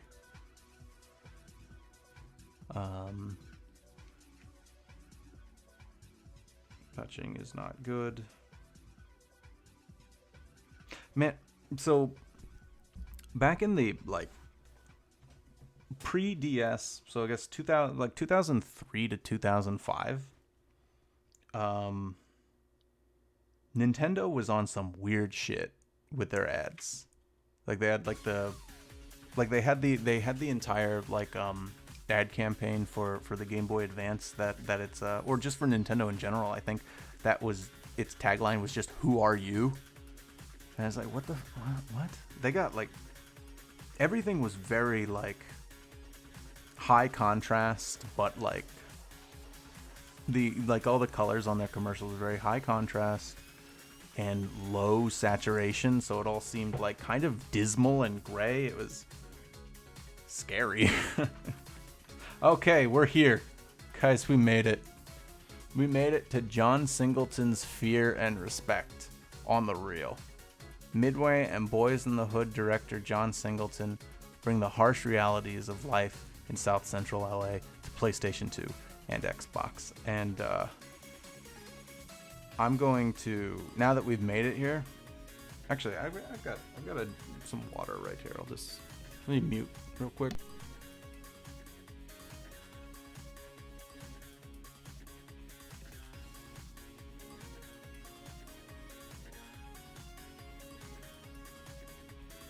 All right, here we go. I'm ready. I'm ready to start. We're gonna figure out all about this game. It's unlimited enabled, so they had more information about it on their website. One player action, PlayStation 2 and Xbox. It was gonna be published by Midway. Edge of Reality is who the developer was. What is all these? What is all this in the background? Hold on, there's cryptic text here.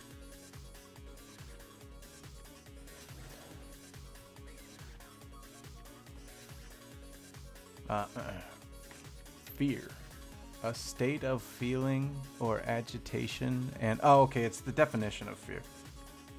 Alright. How, Can I zoom this out a little? Maybe if I zoom it out a little... Oh. Okay, cool. There is a gun in your hand. It's pointed at his temple. He's kneeling on the floor, pleading for mercy. You look at the ugly gray carpet on the floor below you. It's the cheap kind, hard and uncomfortable. The kind they put in hospital waiting rooms, apartment buildings like this one. If you pull the trigger, you will put his brains on that carpet. It occurs to you that you don't even know what brains look like.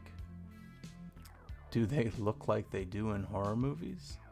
One flinch of your right index finger and you will find out. His mother is screaming, "Don't kill my baby, don't kill my baby." You tell her to shut up. She sits down on the couch and starts quietly sobbing. The TV is on, 106 and Park is on. 50 Cent took 9 bullets and lived. If you pull the trigger, this guy won't survive one. It's hot. You're starting to sweat.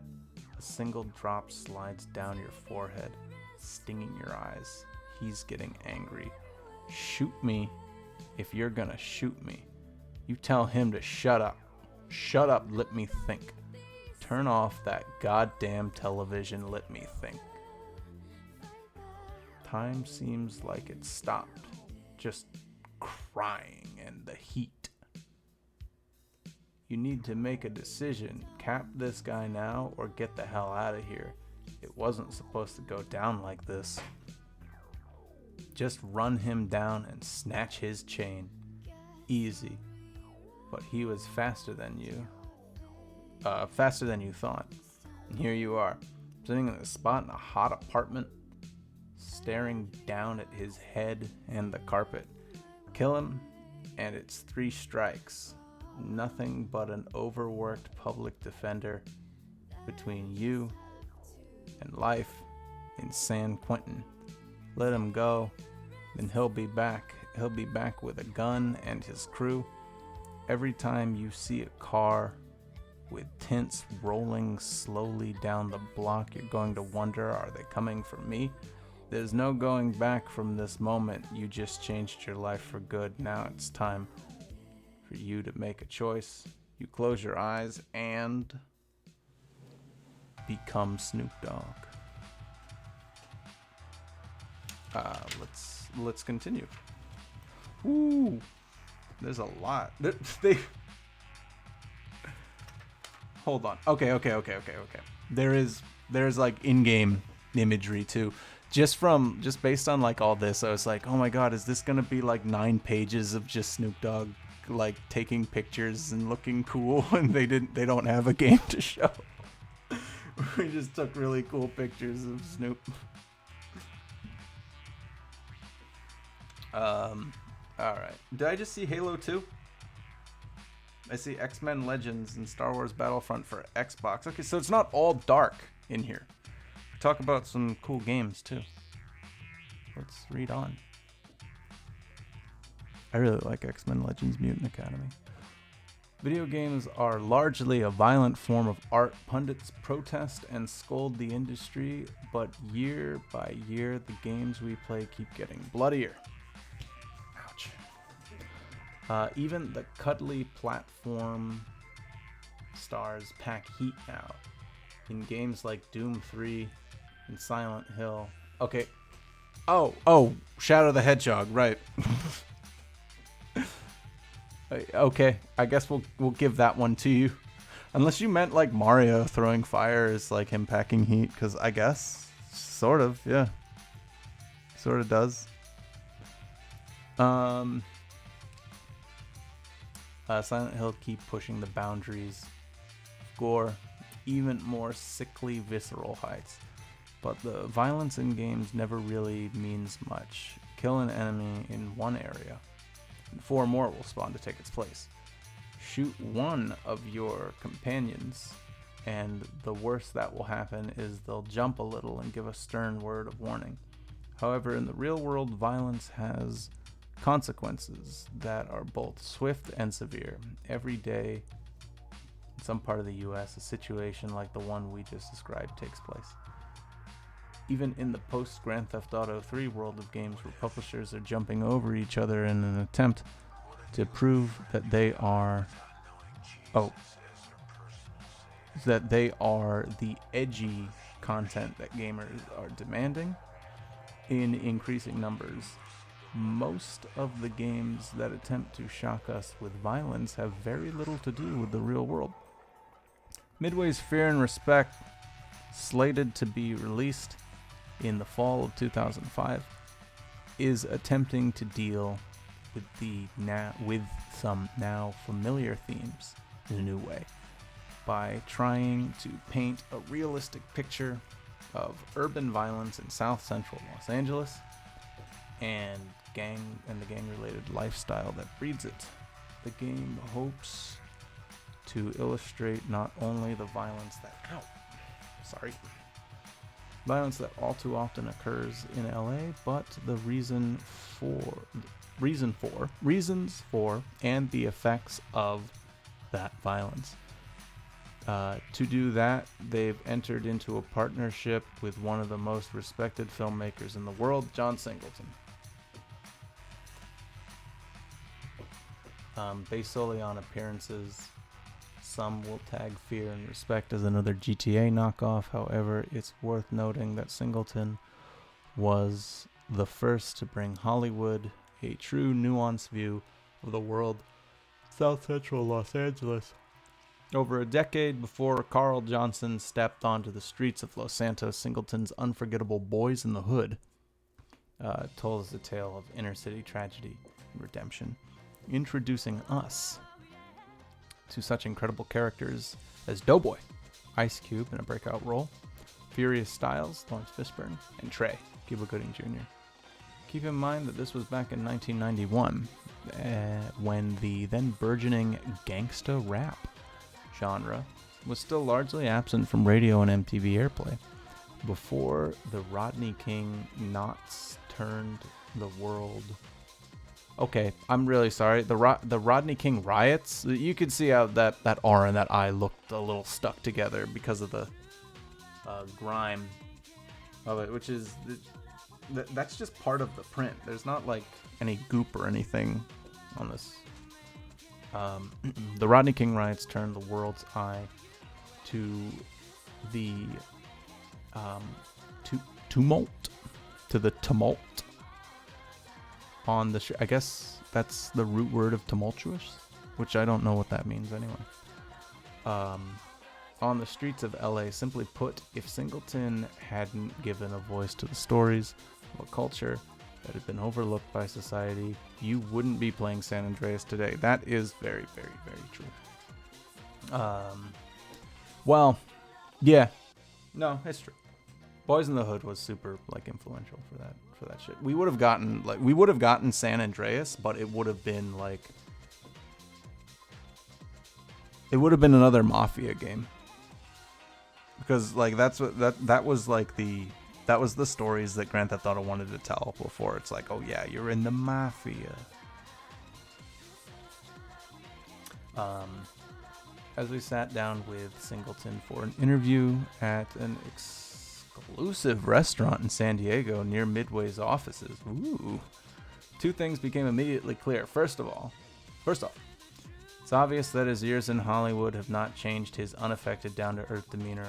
Wearing cargo pants, Timberland boots, and a tired-eyed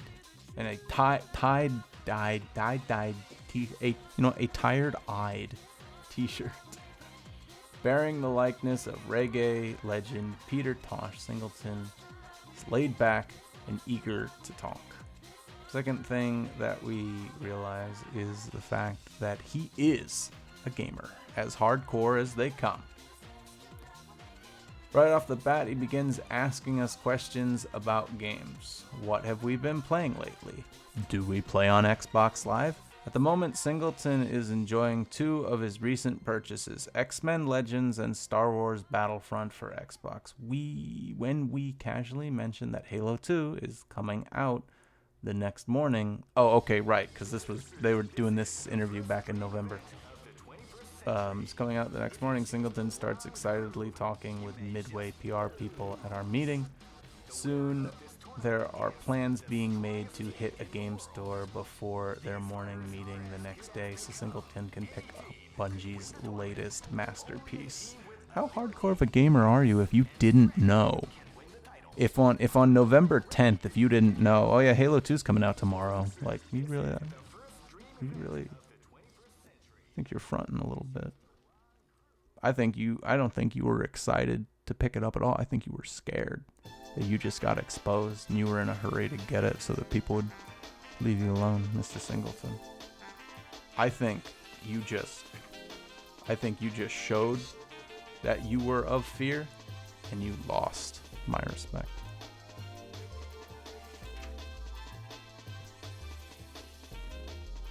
Let's move on. When we asked him about his history with gaming, it's clear that his roots run deep. I've been a gamer all my life, you know. I grew up playing all of the early games of the 80s. He reminisces. We're talking about periods of my life back in the day. It was Super Mario, you know what I mean?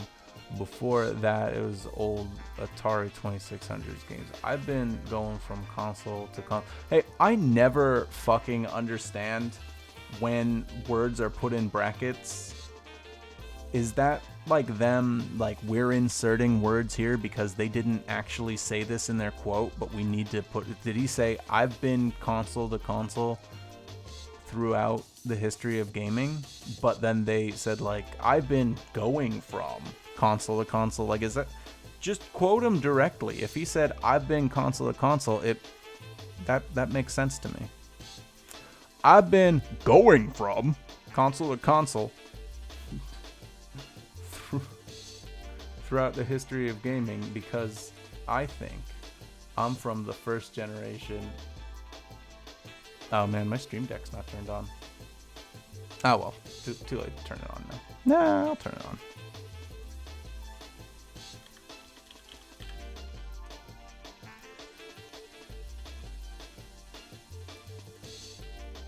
There we go.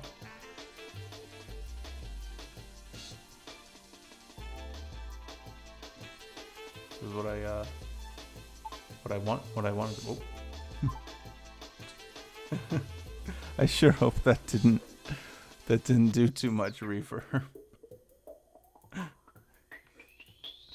How this sounds to me. There's a. Before that, it was the old Atari 26 games. I've been... Oh, shit.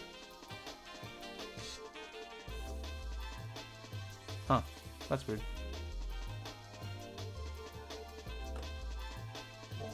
Oh, there it goes.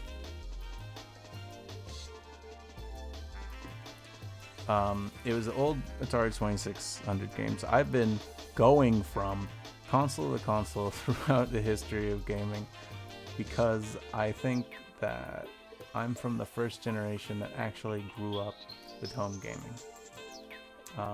This is not a marketing-driven, manufactured Hollywood/Silicon Valley collaboration seeking to cash in on the success of games like GTA and True Crime. If anything, the success of those titles and the skyrocketing popularity of hip-hop and street culture in general is providing Singleton the opportunity to fulfill a lifelong ambition. I've always wanted to be a filmmaker, but it's kind of a natural thing for me to do video game design because it's something I grew up doing. Singleton states, I actually have been pitching games around for a while.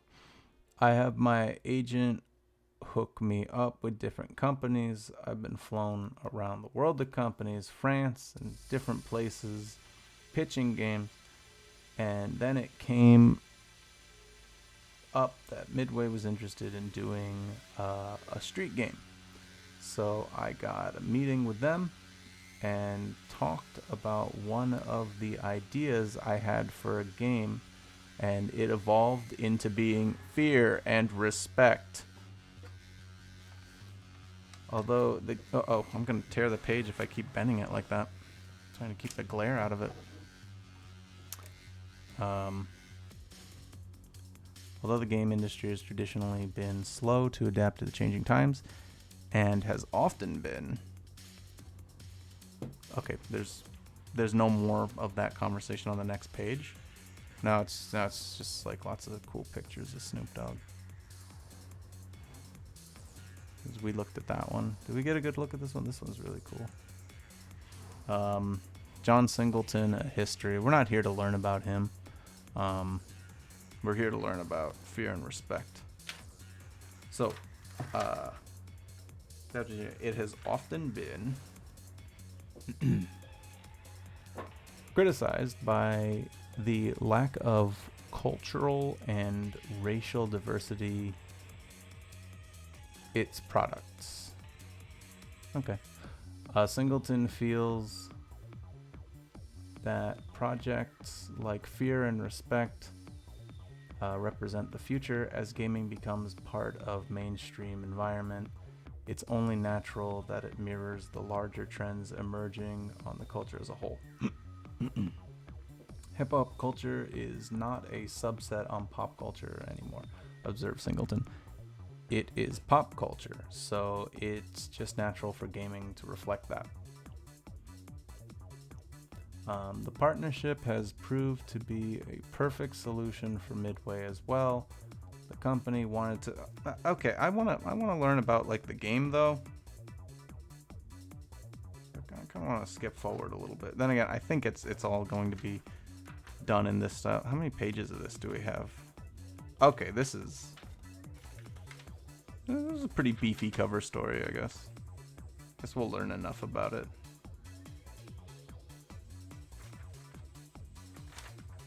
Okay, I'll keep going. Yeah, editor's clarification. Oh, okay, that's what that is. Editor's clarification. Okay. I always hated when they would do that because it always seems unnecessary. How much page can I get up here? Can I get I guess we can sort of get to the bottom like that. Okay. Let's see. Where were we on this? Right, it is proved to be a perfect solution for Midway as well. The company wanted to make a game with a hard-edged, street-oriented feel, but wanted to make sure that it felt true to the culture that inspired it. Singleton grew up in South Central and still has his offices there. What time is it? Oh, it's 2:01. Nice. I'm getting hungry. Wanted to make sure that it felt true to the culture that inspired it. Singleton, who grew up in South Central and still has his offices there, proved to be an invaluable asset to the team. Executive producer Scott Lane is clearly thrilled to be working with Singleton. If you walk down Crenshaw with John, he's a hero, Lane said. People were stopping to get their picture taken with him, to say hello, to shake his hands, to thank him. Lane also feels that Singleton's presence will help blunt criticism of the game from all quarters, be it the residents of South Central or media watchdogs. John is making it real, he continues. That's what made him so attractive to us. On top of the great movies he's done, it's going to be credible and real. So I don't think either the moral majority or the people of LA are going to have a problem with it if it's real. We're not saying these people are bad or these people are good. We're just saying that this is how life is when you're in urban LA. This is it. The team hasn't limited their quest toward authenticity to simply picking Singleton's brain for information to ensure that they would be successful in visually recreating South Central's neighborhoods. Several members of the team went on trips through the area. While there, they took photos, spoke with locals, soaked up the details of a world far removed from suburban San Diego office buildings. So,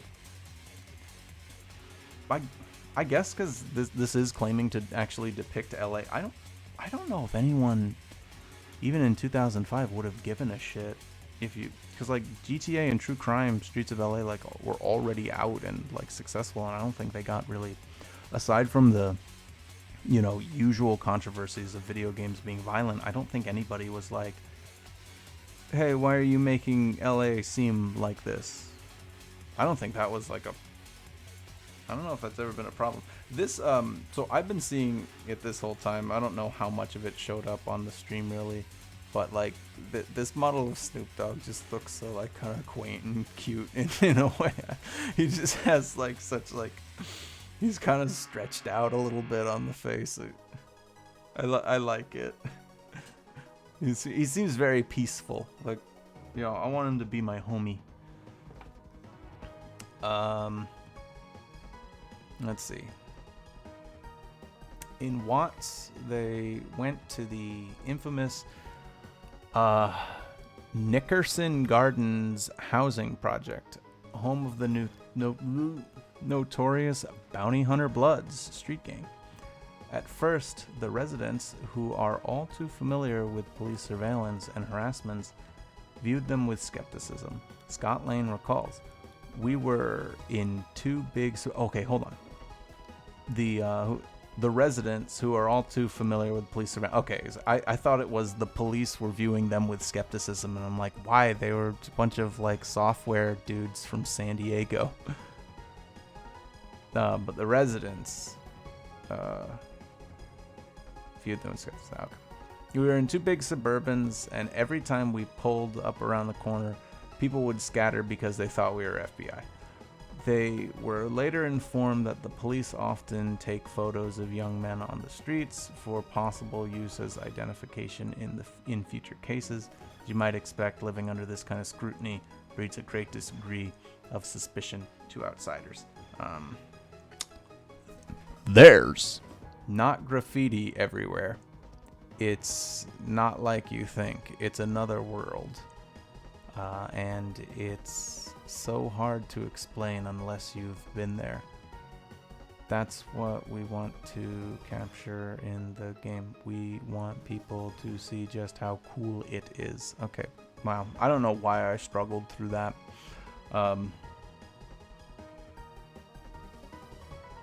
We want you to see how cool it is.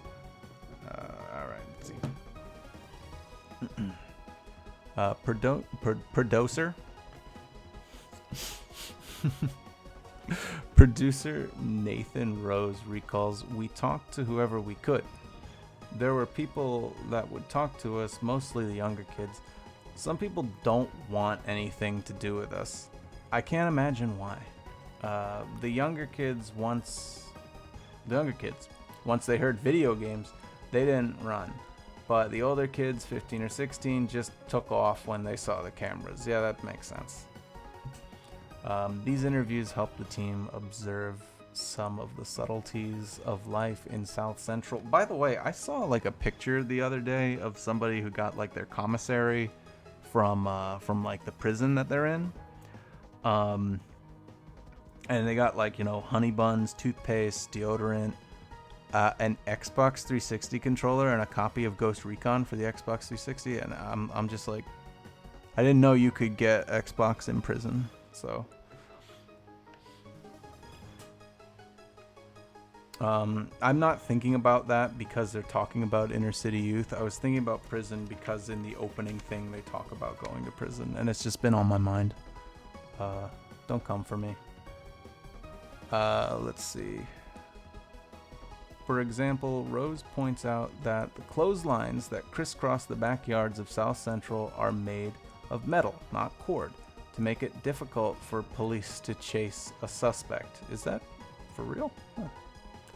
Local gang members have memorized the grids of lines, but somewhere unfamiliar with the turf will have to... someone unfamiliar with the turf would will have to proceed slowly or risk receiving a nasty cut. More importantly, the experience reminded them just how important it was to convey the reality of life in South Central, not just glorify the gangs that persist there. In recent years, the popularity of hard-edge hip-hop has made it popular for people from more affluent backgrounds to take on the accoutrement, the accoutrement of the gang lifestyle. However, life as it's lived in South Central is not a joke.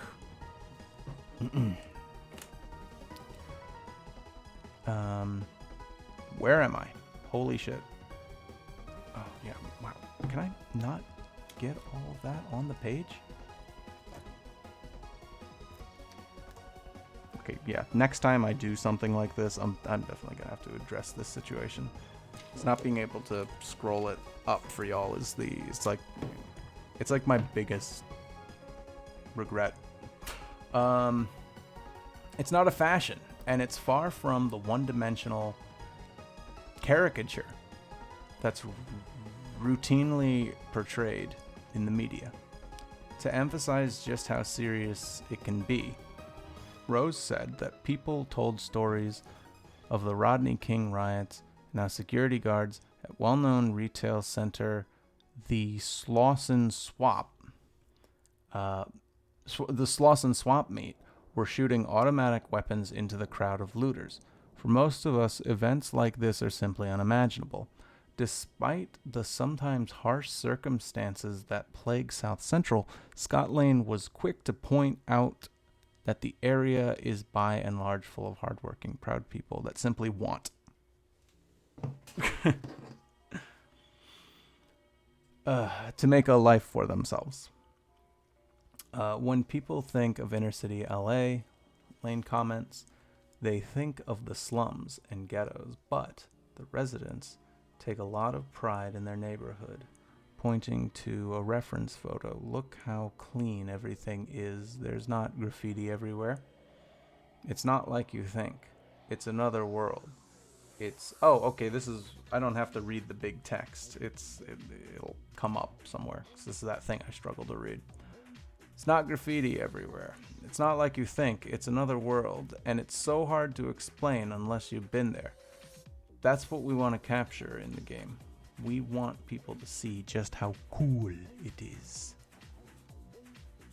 For Singleton, Fear and Respect represents an opportunity to present a story that he feels could not be told in any other medium. As an avid gamer, he sees the art form evolving in an exciting new direction, one that allows for a greater degree of freedom than he enjoys in films. I think that what was interesting to me as a filmmaker was when the parameters of games became bigger in terms of multiple paths. He notes they talked about it years ago happening in cinema, but I don't think it will happen in cinema to be able to have a story that takes multiple paths. While the story of Fear and Respect was initially one he conceived for the big screen, Singleton began to realize that his true vision of an interactive, branching storyline could only be realized in a video game. So I'm starting to realize that this is not the Snoop Dogg game. This is this was gonna be like a big, like, you know, this was a whole game featuring Snoop Dogg, but I thought it was like, yeah, man, this was my life. This is me, Snoop Dogg. I pick up health packs to restore my HP and shit. You know, that stuff goes down every day.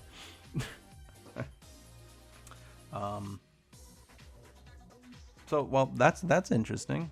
I will read on. It's better suited to a game, Singleton states.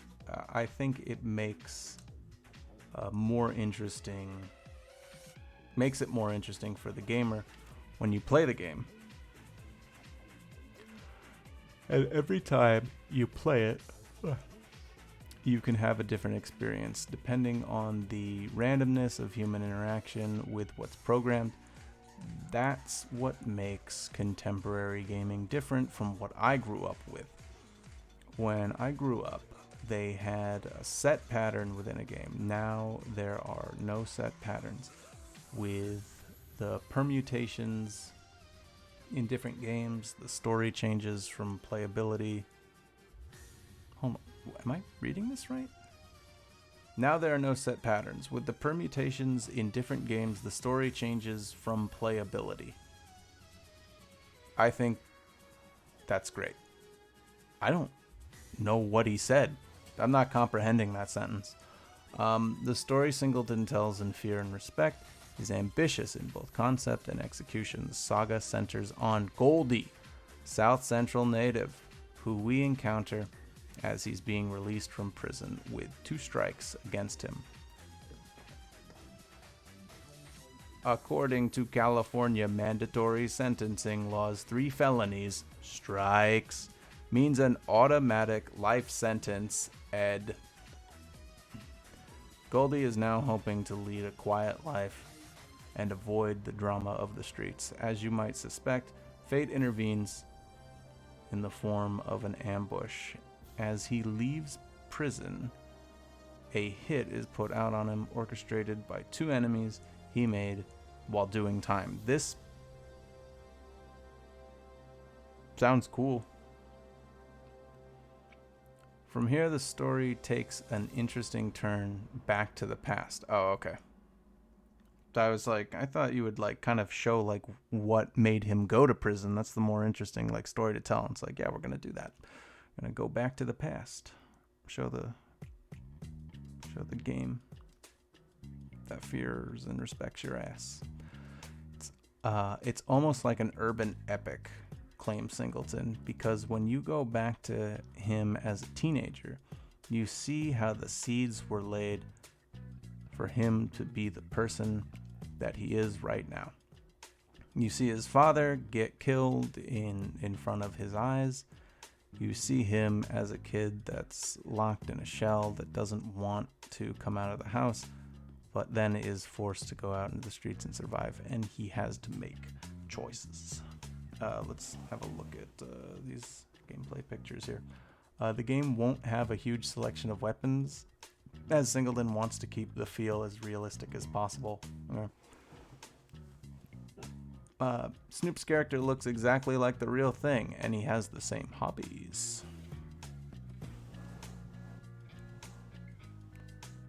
Let's see. You'll be able to explore some building interiors. Cool. At night, stealth tactics will be important to survival. Oh dear. Here we see Goldie's car being ambushed in an early cutscene. Oh damn. Oh no. Oh boy, I hope Goldie makes it out okay. Using cars as cover is an essential tactic in urban combat. Is that the Snoop model? No, it's not. He's just also wearing a bandana. There will be 15 minutes of rendered cutscenes. The other 30 will be done with the game engine. Oh, so this wasn't going to be a particularly like super long game. At least not cutscene wise. People. Okay. Most of this is on the bottom of the page here, so I gotta try to... Man, last time I moved that, though, I fucked everything up. Okay. I'm just gonna hold it. This'll be fine.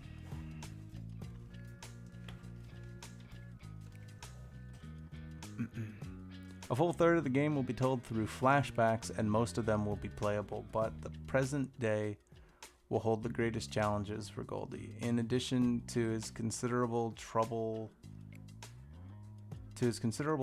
past with enemies, and being forced back into a life of crime to make rent.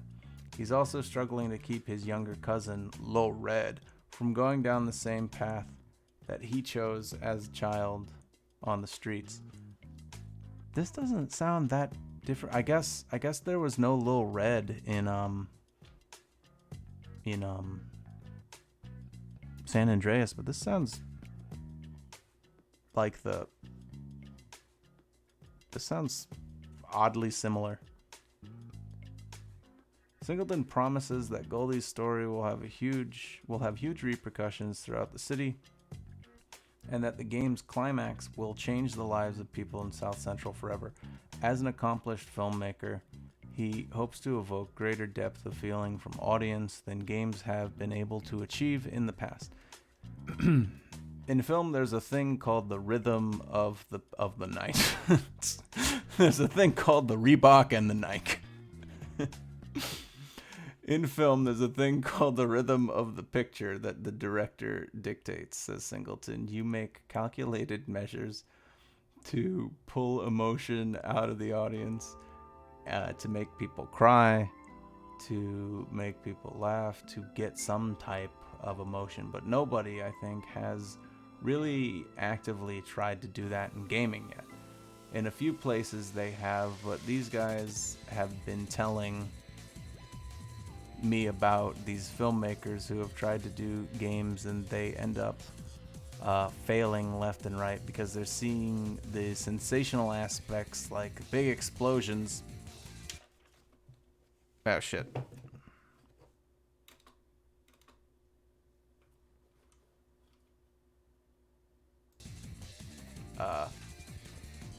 Like big explosions. To me, the big explosion is to actually have something people want to play again and again because it's pulling something out of them. And I think that's what I'm lending to this game. I just don't see this story being able to really. Okay, no. I don't want to say that. I don't want to say like a because he made Boys in the Hood, which is like a one of the most influential films of like the past 50 years. But like I'm having so much trouble with this because they put everything down at the bottom.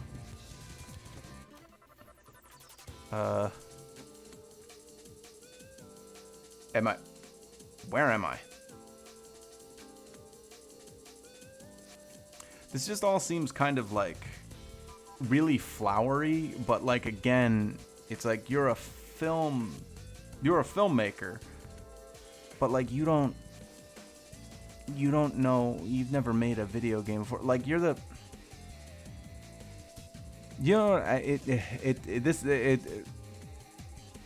I need a moment. You can't just make like a movie and be like, I'm telling like a really good story here, and like that's gonna make this be like a game that everybody wants to play over and over again. If you want to do that, you make a visual novel. But like if this game is just like what is making me say like, oh, this is him telling a gangster story through Gears of War as a medium, because I mean you're taking cover and you're shooting. Like what in the game is actually going to like tell this story other than the 45 minutes of like combined cutscenes, which I'm sure would have been what like all of this turned out to be, and then like just a bunch of shooting and driving sections.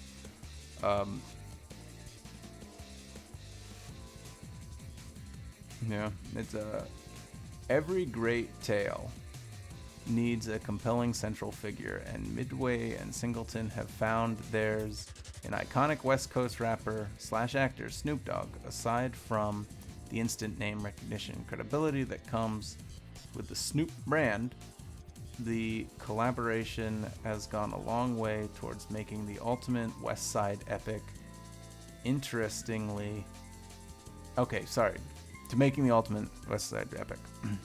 Interestingly, the two hooked up again through chance occurrence.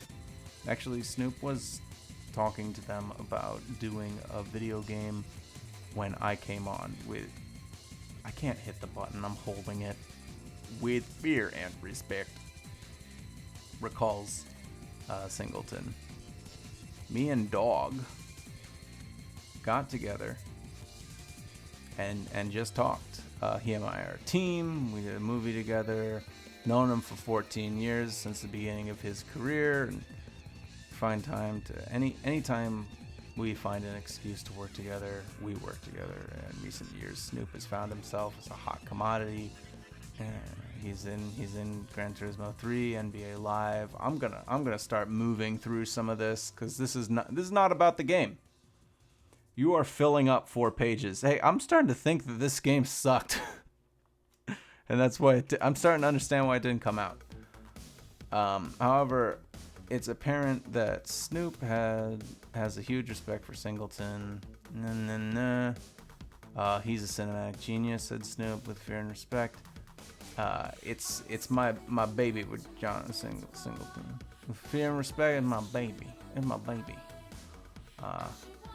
I treat fear and respect just like I would treat an album, top to bottom, fear to respect. Just like I would executive produce an album.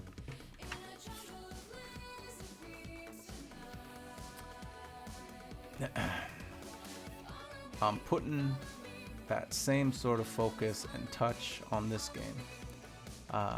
As far as making sure my character looks like, is he Goldie or not? Make sure the storyline is realistic, making sure that there are the most realistic characters around me.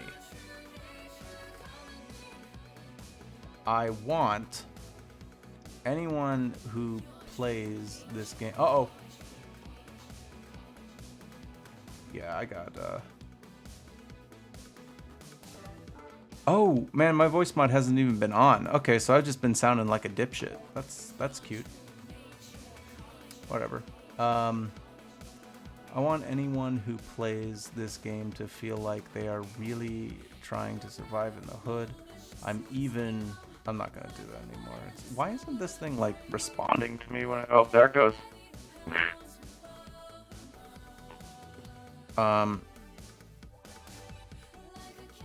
I want anyone who plays this game to feel like they are really trying to survive in the hood.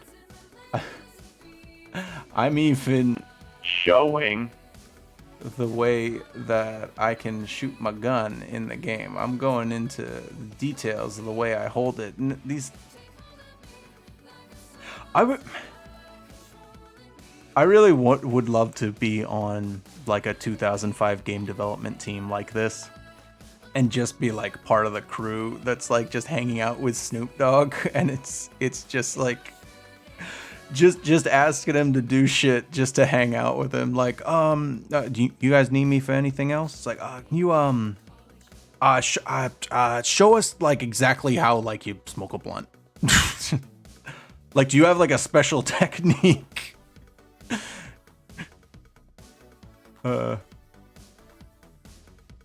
Snoop will also be lending his musical expertise with the soundtrack. Alright, new and old school hip hop. Yeah. Is he the main character? People! For Midway's part, they couldn't be more pleased with Snoop's contribution thus far. People don't realize how good an actor Snoop is, claims Scott Lane. His people told... I watched Trailer Park Boys. I know what a good actor he is.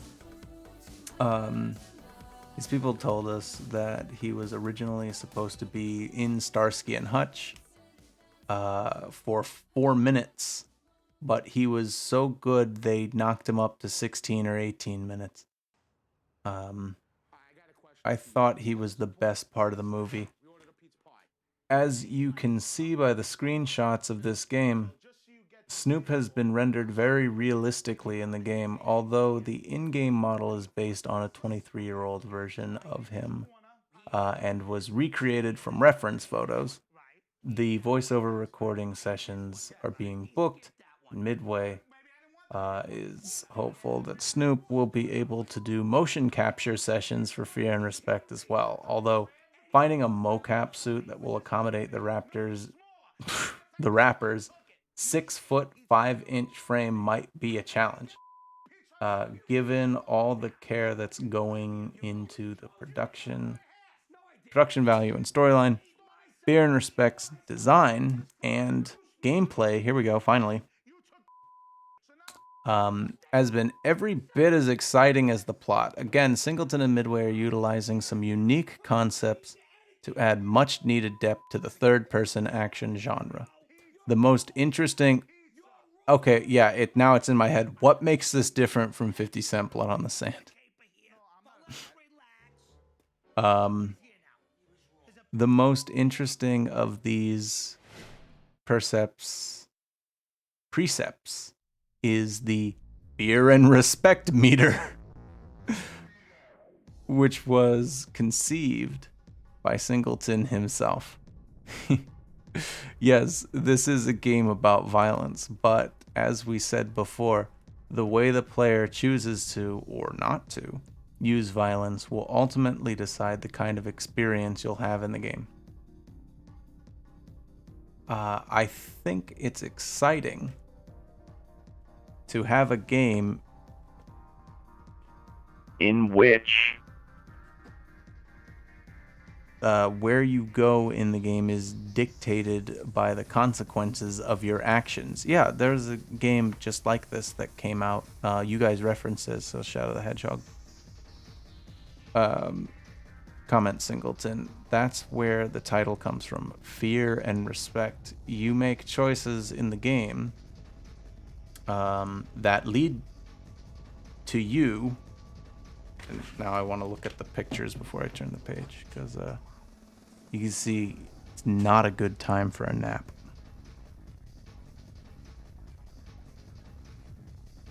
Enemies will act differently depending on AI and Goldie's fear and respect level.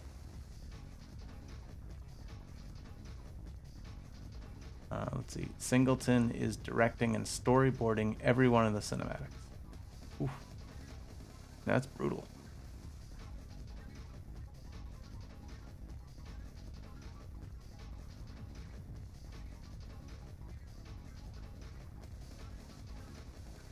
Wait a minute, what's happening here? Is he catching a bullet? What's he holding up?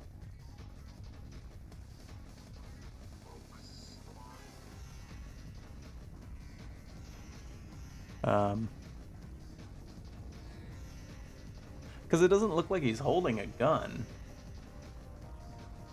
I guess he could be. Oh well.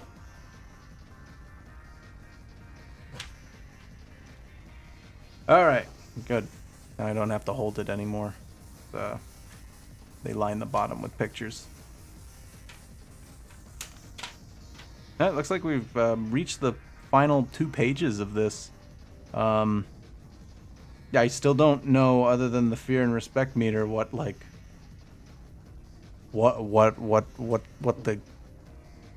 we're gonna do with this game. But I'm a little baffled, honestly.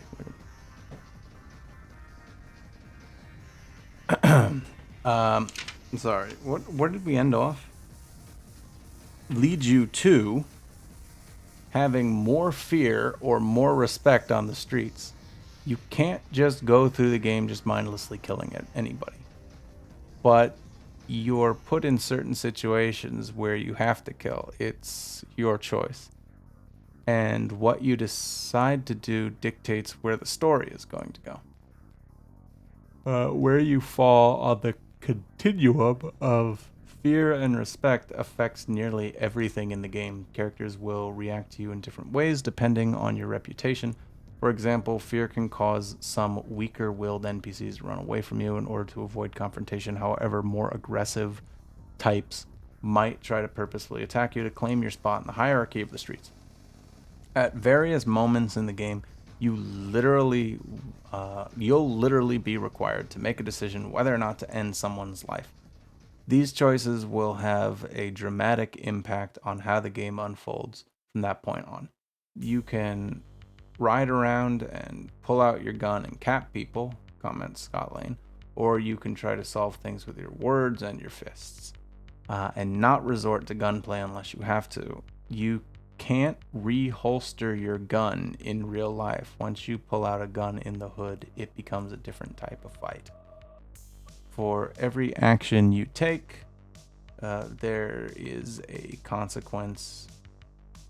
Choose to execute someone, and you may find a key character later in the game will refuse to come to your aid, or if you let an enemy live, they may come back to exact deadly revenge later. So this is just like a morality system in the game. I guess in 2005, this wasn't really like huge in games yet. Like multiple endings were, but like we had yet to get like the BioShock levels of like morality systems that came around with like the 360. So this was like a year off from that. Let's see. Could save your life or end it. In fact, the game will have 3 separate endings, depending on whether your actions have tended toward fear, respect, or a more neutral approach. I'm just like, maybe it's because I am in 2021 looking back on a game that did not come out in 2005, and it was supposed to. But to me, it just seems like you're feeding me like the plainest, most like standard shit, and you're like, this is what makes our game special. We have a morality system. And I guess I've really got to put my mind back to 2005. Was that like a big deal back then? I'm not 100% sure. I don't even think back then it was like a big enough deal all on its own. Or a more neutral approach. Although its appearance might cause some to expect that fear and respect will be modeled on Grand Theft Auto's free roaming design. Scott Lane, what is happening to my light? Oh, that's my shadow. Scott Lane was quick to disabuse us of this notion. It's not an open world streaming game like GTA. That's not our goal. I don't want to be in the same category as GTA. We want to stand on our own 2 feet, says Lane. While in the default camera mode, the player will control Goldie from a standard third-person view. However, as soon as you draw your weapon, the camera will move in tighter on the character, who will be slightly to the left of the screen, similar to RE4. Gunplay will be the main focus of fear and respect. Yeah, see, that's what I was thinking. Listen, this was like, this at the beginning that we read, that was like harrowing. But it seems to me that this game is not going to be that, because that was like something out of like a horror game. Like, you straight up like, oh my god, I'm forced to like make this decision here. Like, if the game was based more around that and you wanted to make like this cinematic sort of like thought-provoking and sort of like, you know, humanly scary experience, you could have done that. But you're making a shooter. You're making a third-person shooter. Yeah, great. It's like, I'm not going to feel anything when I blow someone's brains out, because I've been doing that the entire game. Like, it's just not going to work out. Yeah, the reticle is used for more accurate targeting, but in keeping with the realism inherent to the game's storyline, much of the gunplay will be more frenzied and less accurate, just like it is on the streets. You can take cover behind cars and other objects, laying down blind suppression fire over your head, running between cover points. You'll shoot wildly at your foes, holding your gun sideways like a cool guy. Unlike many third-person action games, you can also interact with the environment, climbing over fences and onto roofs. as expected of any AAA title today, full Havoc ragdoll physics are used on everything in the levels. Yeah, remember when Havoc was like, that was like the physics engine? Actually, I really only remember that as like, it was the physics engine of like Halo 2 and 3.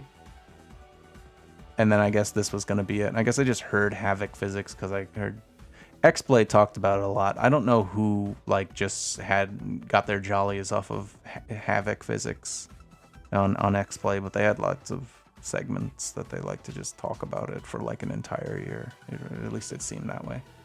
Downed opponents will sprawl and fall realistically. Parked cars will slump as their wheels are shot out, and you'll even be able to shatter and shoot through windows. Cool. Although the bulk of the gameplay will be of the sort we just described, Midway and Development House Edge of Reality are adding some new twists in the form of interactive track shooting drive-by sequences in a reverse of the drive-bys in San Andreas. This time you'll be the passenger and will target your mark through the window. Right now, the team is experimenting with adding a mechanic that allows you to direct the driver down branching paths with one hand while shooting with the other. Of course, as we've stated before, using deadly force isn't always the best way to progress through the game, which means you must also be able to defend yourself with your fists. Again, the fighting engine is designed to reflect the way that fights occur in the streets of Los Angeles. There's going to be grappling, ground fighting, things like that, comments Nathan Rose. The majority of fighters in the game aren't very disciplined. There will be a lot of wild punches, wild but powerful. All the kicks will be when your opponent is on the ground or when you're trying to get them off their feet.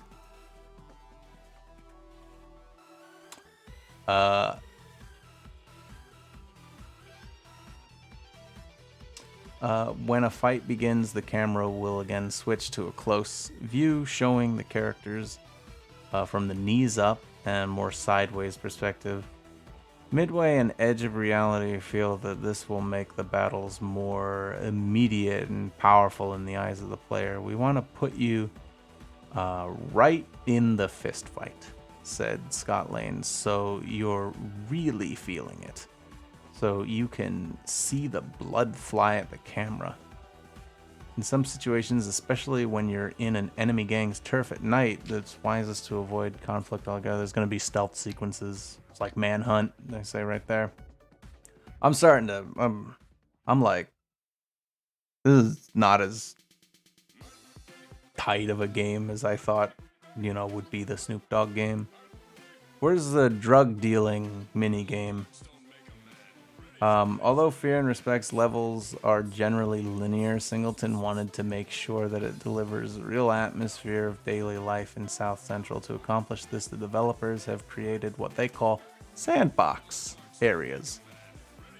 2 to 3 square block regions where you can freely walk around learning more about the storylines, missions, and characters in the game. In the sandbox, you'll be able to get side quests, items, and information. In this way, it functions like a village in an RPG. You'll even be able to engage with conversation with NPCs, where you'll have some...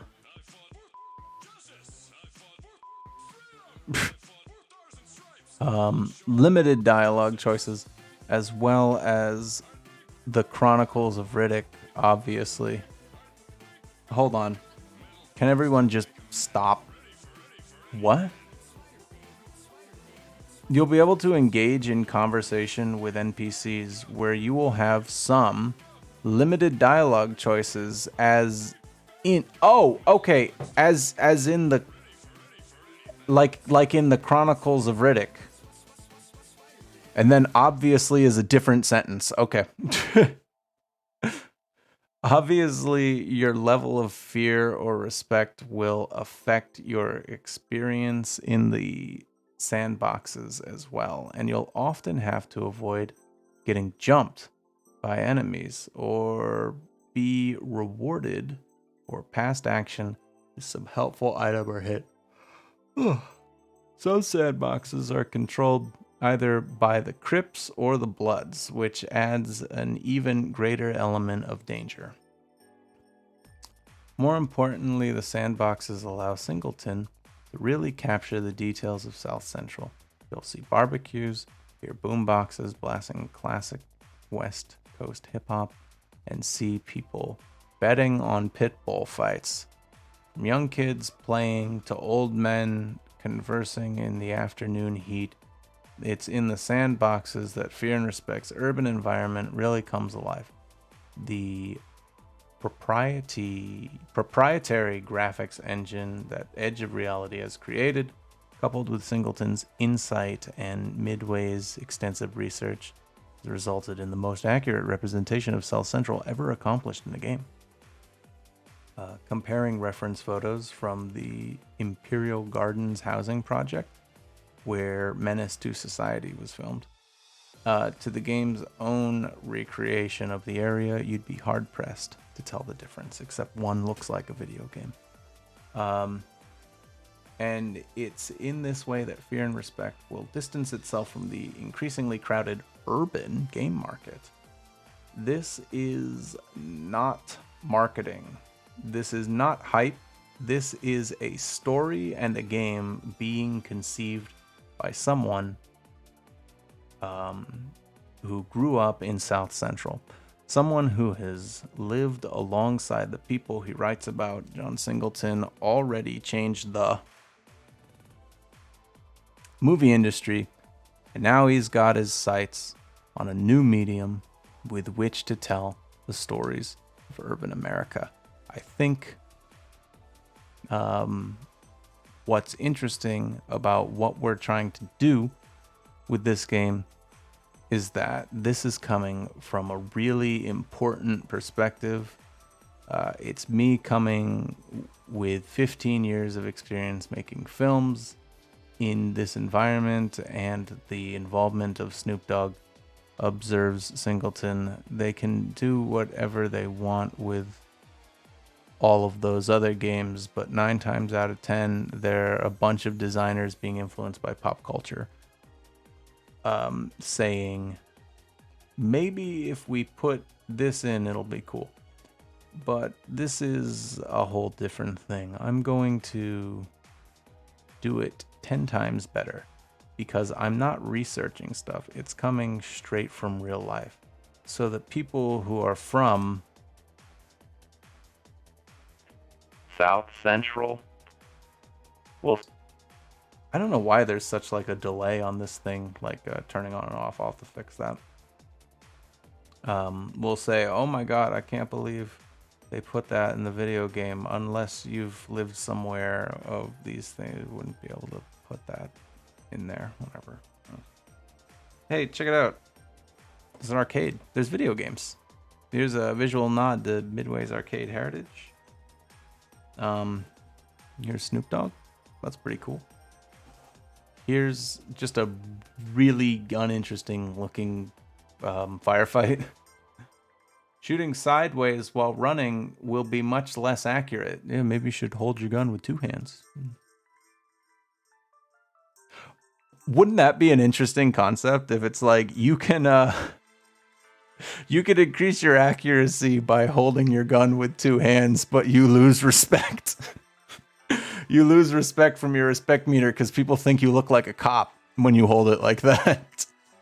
But you can shoot better. The camera will frame the character slightly to the left while you're targeting. Yeah. Some more arcade stuff. That's pretty cool. And look, Bill. Oh, that says kill. All right, and that's it for Fear and Respect. I didn't enjoy really reading that at all. I thought I really didn't know what I thought I was gonna get, but wasn't really that. Hey, look, Jack 3. That was yeah, Nick, it was very eh. I'm gonna move on. I'm not gonna read this one about the Incredible Hulk. I kind of want to thumb through like the review section and see what was going on like in the month of January 2005. Also, I don't think, is this for the Sound and Fury? Who is it for? Who is making it? It's Radical Games. Okay, so it is gonna be Hulk Ultimate Destruction is what this is for. Well, that's cool. I mean, I like Hulk Ultimate Destruction, but I'm not in the mood to read through this. Hey, check it out, Resident Evil 4. Yay. Let's see what was getting reviewed. I am definitely not reading about CG John Cena. Oh my god, is that supposed to be? That's not. Who is that? No, that's the Rock. That doesn't look anything like him. Are you kidding me? That's incredible. I don't care about these. Wow. Oh, holy shit. Be prepared for the wildest races on your mobile phone. You know what that makes me feel like?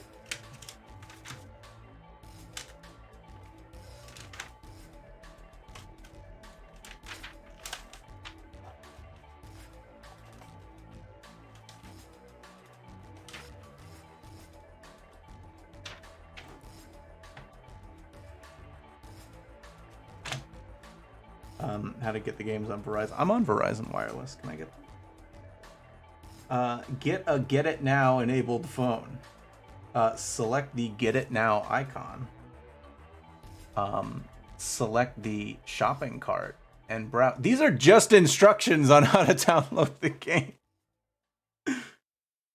Select the Get Games category, download and start playing. Looks like they also have. Oh, that one looks cute actually.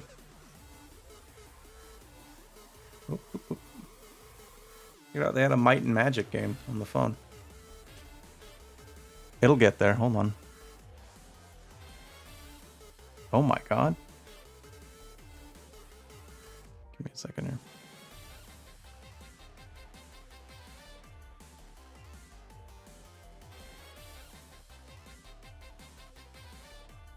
I guess I can't zoom much more than that. Might Magic, Rainbow Six 3. Honestly, I'm so fascinated by these like the tiny little phone games.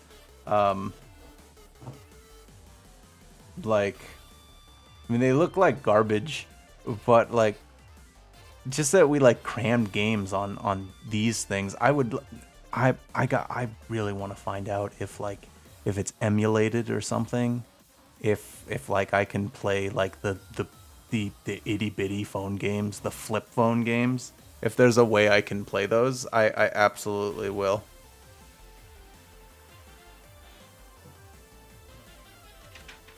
All right, let's see. Hey, Tekken 5 previews. I always really liked when Game Informer did these really big spread previews. This is like you get just huge pictures of the game and like they did very few words, you know. And I was not a very reading oriented person, a very picture oriented person.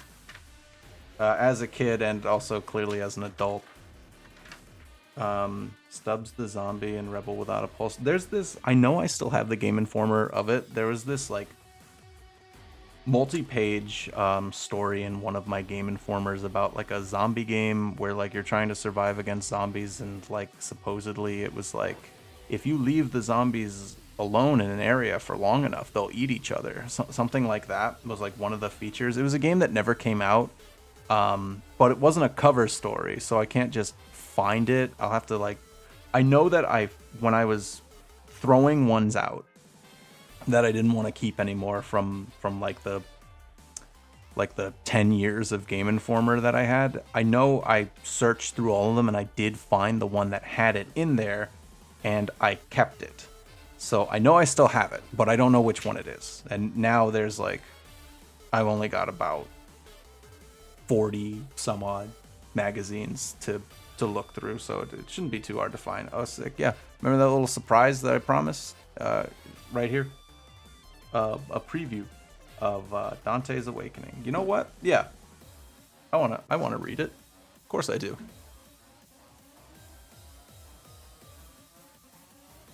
Right, because there he is.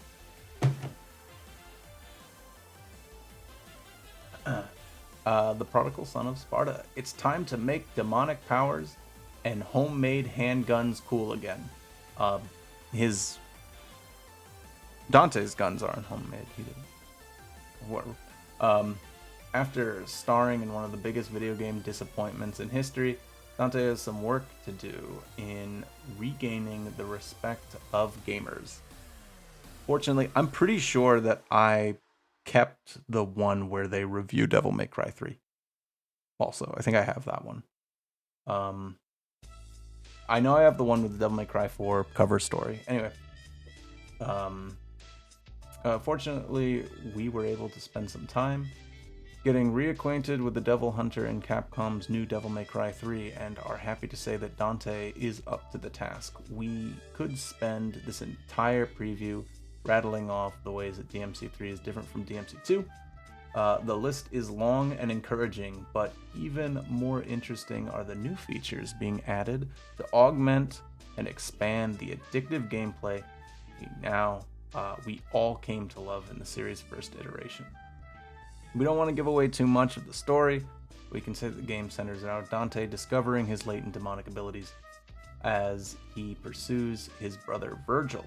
Along the way, he encounters a female demon hunter named Lady, who fights alongside him on some occasions and shoots him in the face on others.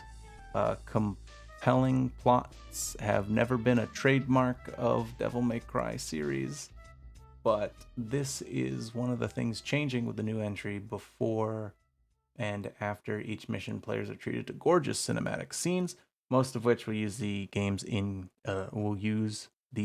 engine that flesh out the characters and their relationships. Don't worry about an overdose of jibber jabber, though. Most of the cutscenes are loaded with insane jaw-dropping action spectacles choreographed by Yuji Shimomura, the action director of the stylish Japanese film Versus. I love that movie. I did not know that he worked on Devil May Cry 3. Oh, I think the playlist stopped.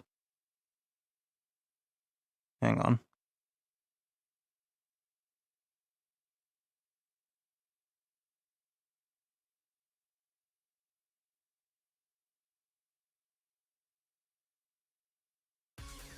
There we go.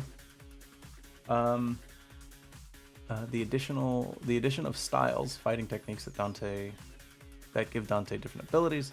The battle mechanic is old news, but we've uncovered 2 new styles. In addition to the 4 available at the game's outset: Trickster, Gunslinger, Swordmaster, and Royal Guard. Though we can't detail exactly what these new styles will entail, we will say that Jake lost his place and doesn't. We will say that if you've played certain other Capcom games, the concepts will be pleasantly familiar.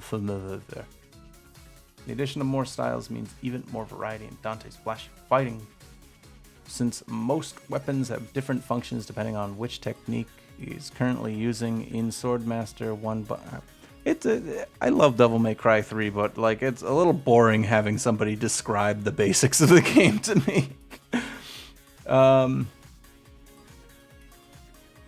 Let's see. To those of you who feel the sting of Devil May Cry 2, don't be afraid to love again. Devil May Cry 3, Capcom seems to be returning Dante to the roots.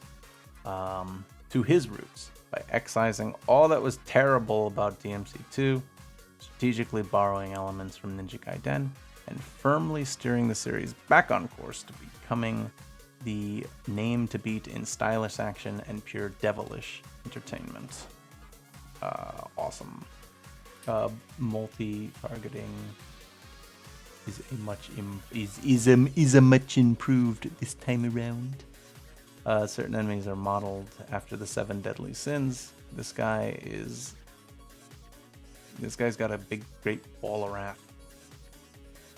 And then, like, I just love that Game Informer would do this. It's a whole page of screens. Dante's demon form comes complete with butt wings. Hey, fuck off. Okay, moving on. Not gonna have the placement of his wings, like, called into question here. God of War. Oh, that wasn't out yet. Shit. That's huge. It's just the whole. It's the whole page. Full Metal Alchemist. Champions of Norath. So there's there's Champions of Norath. There's Baldur's Gate, Dark Alliance. Snooze that for 10 minutes. There's like Champions of Norath, Baldur's Gate, Dark Alliance, and there's like another one. There were like a lot of like just kind of fantasy third-person games in this era, and they all blur together for me. Like, I don't know the difference between them. Star Wars Episode 3, Revenge of the Sith. Wasn't that one guy like horny over this at the beginning of the book 3 hours ago?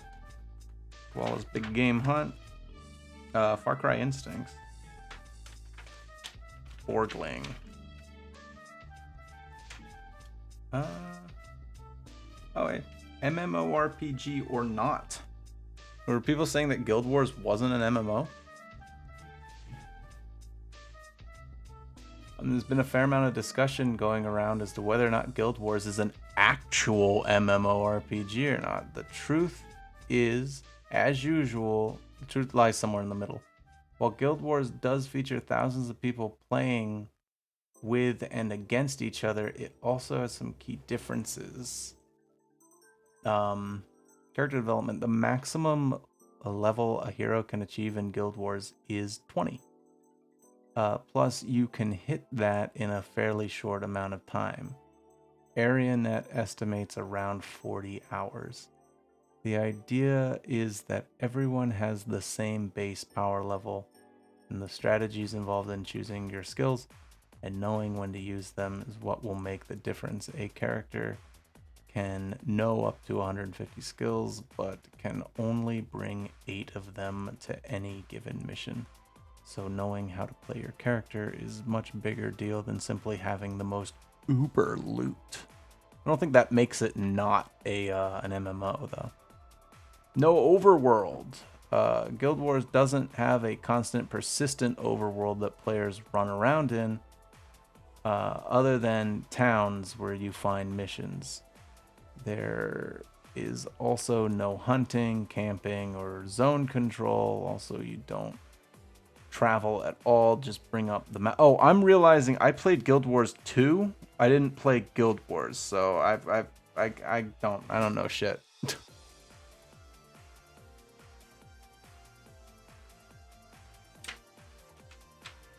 Mech Assault 2 Lone Wolf was one of my favorite games. I should see if I can get Zimu to run that so that I can stream it. Advent Rising. Oh, here's the Advent Rising preview. Should see if I can get Zimu to run that. Time Splitters. I never played the Time Splitters games. I just always heard about them. Oh shit, more phone game. Skate and Slam. Feet. Jeff Rowley. Feet. Skate and slam your feet around. Freedom Force versus the Third Reich. Jesus Christ. Quite a name. Wait, what is this? Did this come out? I wonder. Freedom Force versus the Third Reich. The Incredibles. Okay, here we go.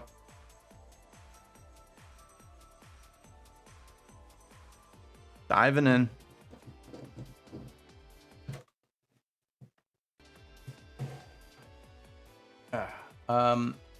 Never fear, citizens. The Freedom Force is here. The original PC superhero title recalled the glory days of Silver Age comics with its original characters and old school charm. With the second game of the series, Freedom Force versus the Third Reich, Irrational Games hopes to capture the same gleeful mood. Just gonna look this up real quick. Freedom Force versus the Third Reich.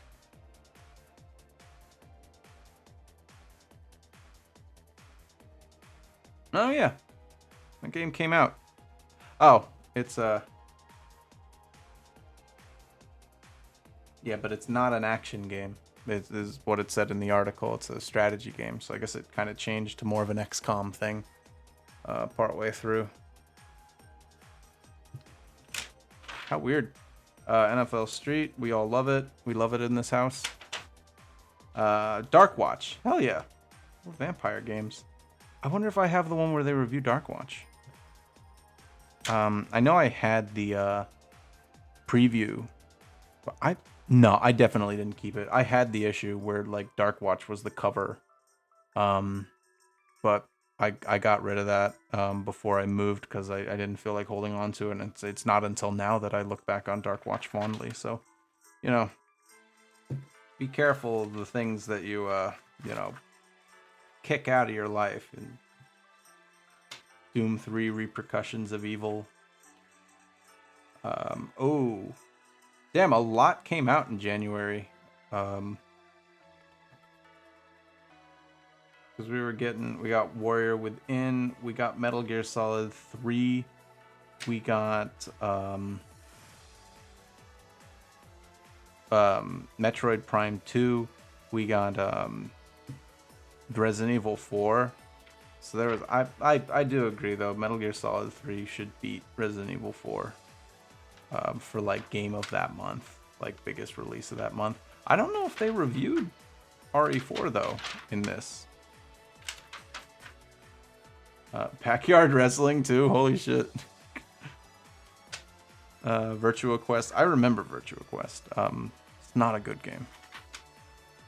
Metal Gear Solid 3, did they review? Speaking of not a good game, goddamn. Battle Assault 3 featuring Gundam Seed. Oh, they didn't like that. What's wrong with Battle Assault 3 featuring Gundam Seed?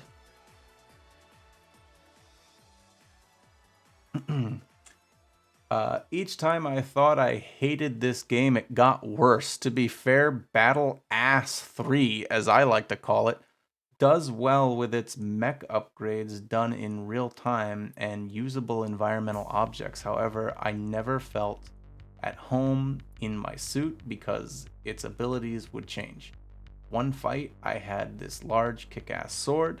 The next, I had two puny daggers that worked as well as socks at a gunfight.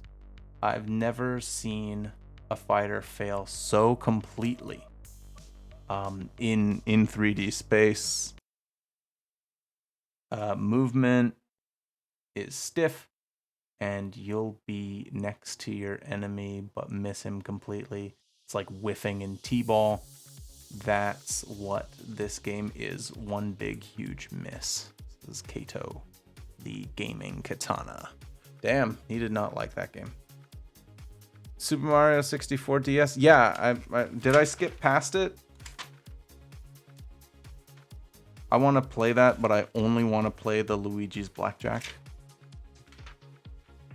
Yeah, nobody wants to play Capcom Fighting Evolution. Mega Man X8. Oof. Oop Magoop. Hey, they didn't mind it too much. Oh wait, X7 was the one with Burn to the Ground. That's right. Mario Power Tennis came out that month too. They like that. Hey, they like that too. Oh shit, more phone games. Skate Feet, Slam Feet, Feet Slam. Holy shit. Okay, remember that guy who was talking about the boobies instead of the comedy? I found him. You're right. This magazine did go downhill. It's just boobies now. Oh, it was on the MGS page. It was. Oh, you mean like yeah, at the beginning, but I don't see where they reviewed it. Aw, links too. What the hell was this? I thought that was like a Shin Megami Tensei character for a second there. I really did.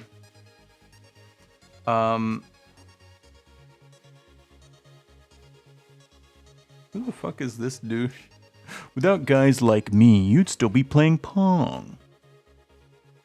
BA in game design, class of 2004. Get fucked. He didn't even. He just graduated. I got a BA in game design. Without guys like me, you'd still be playing Pong. Battle for Middle Earth. Dude, Battle for Middle Earth was such a tight game. Oh! Wait a minute. Oh, yeah, there goes my alarm. Hold on one sec.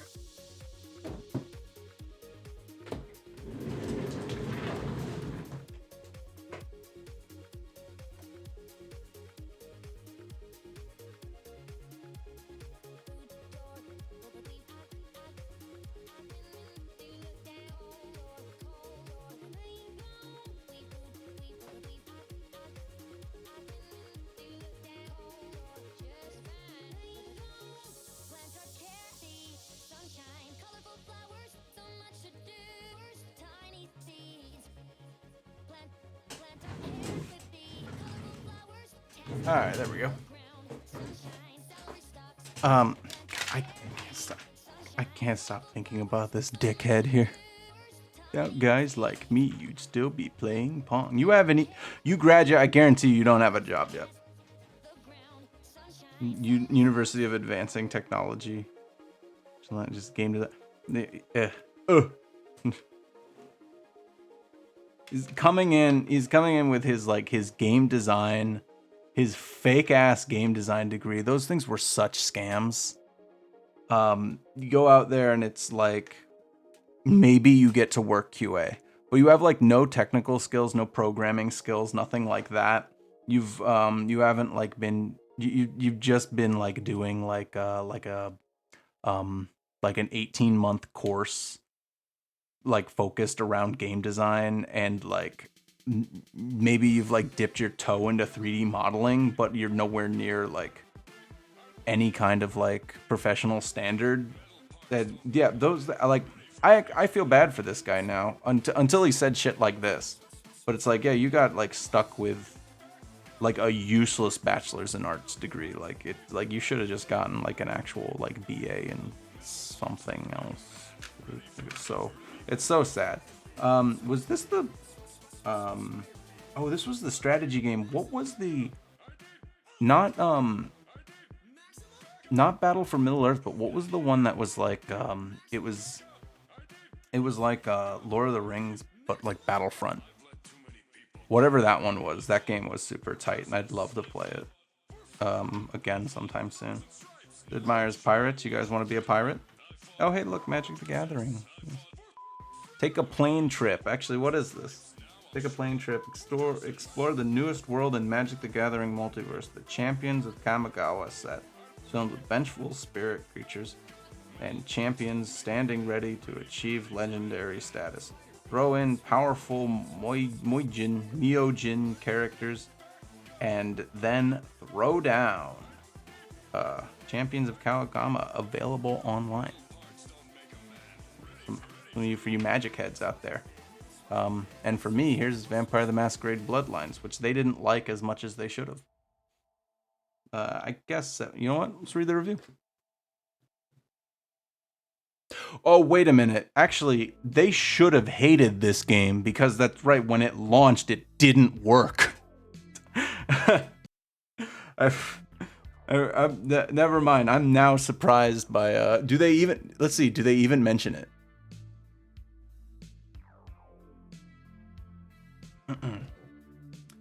In a perfect world, Vampire the Masquerade Bloodlines would have been a strong contender for my favorite game of all time.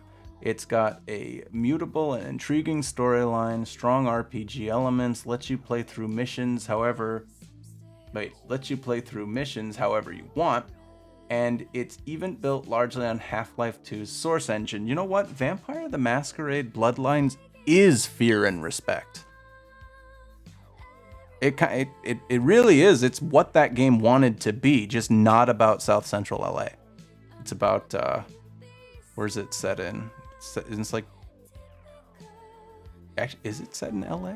I don't know. Vampires need to get down with their funky selves too, you know. Can you fuck off, Game Informer? 1 second. Anyway,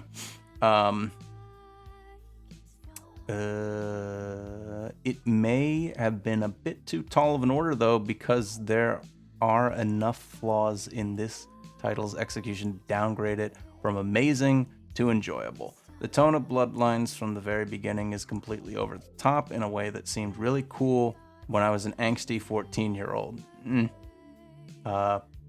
Whether you like the genre or not, it's hard not to get sucked into Bloodlines' gritty, dark world. Its tone stays nicely consistent, and it's populated with... Hold on, what the hell are you... Okay, so it's like the tone of Bloodlines from there is completely over the top in a way that seemed really cool when I was an angsty 14-year-old. So that sounds like an insult, but then you're saying that it's like, you know, it's hard not to get sucked into the gritty, dark world. Tone stays nicely consistent. And it's populated with characters who have their own motivations, alliances, and feuds. It certainly doesn't hurt. Your many choices affect the progression of the story to an extent, and can even determine whose lives and whose dies.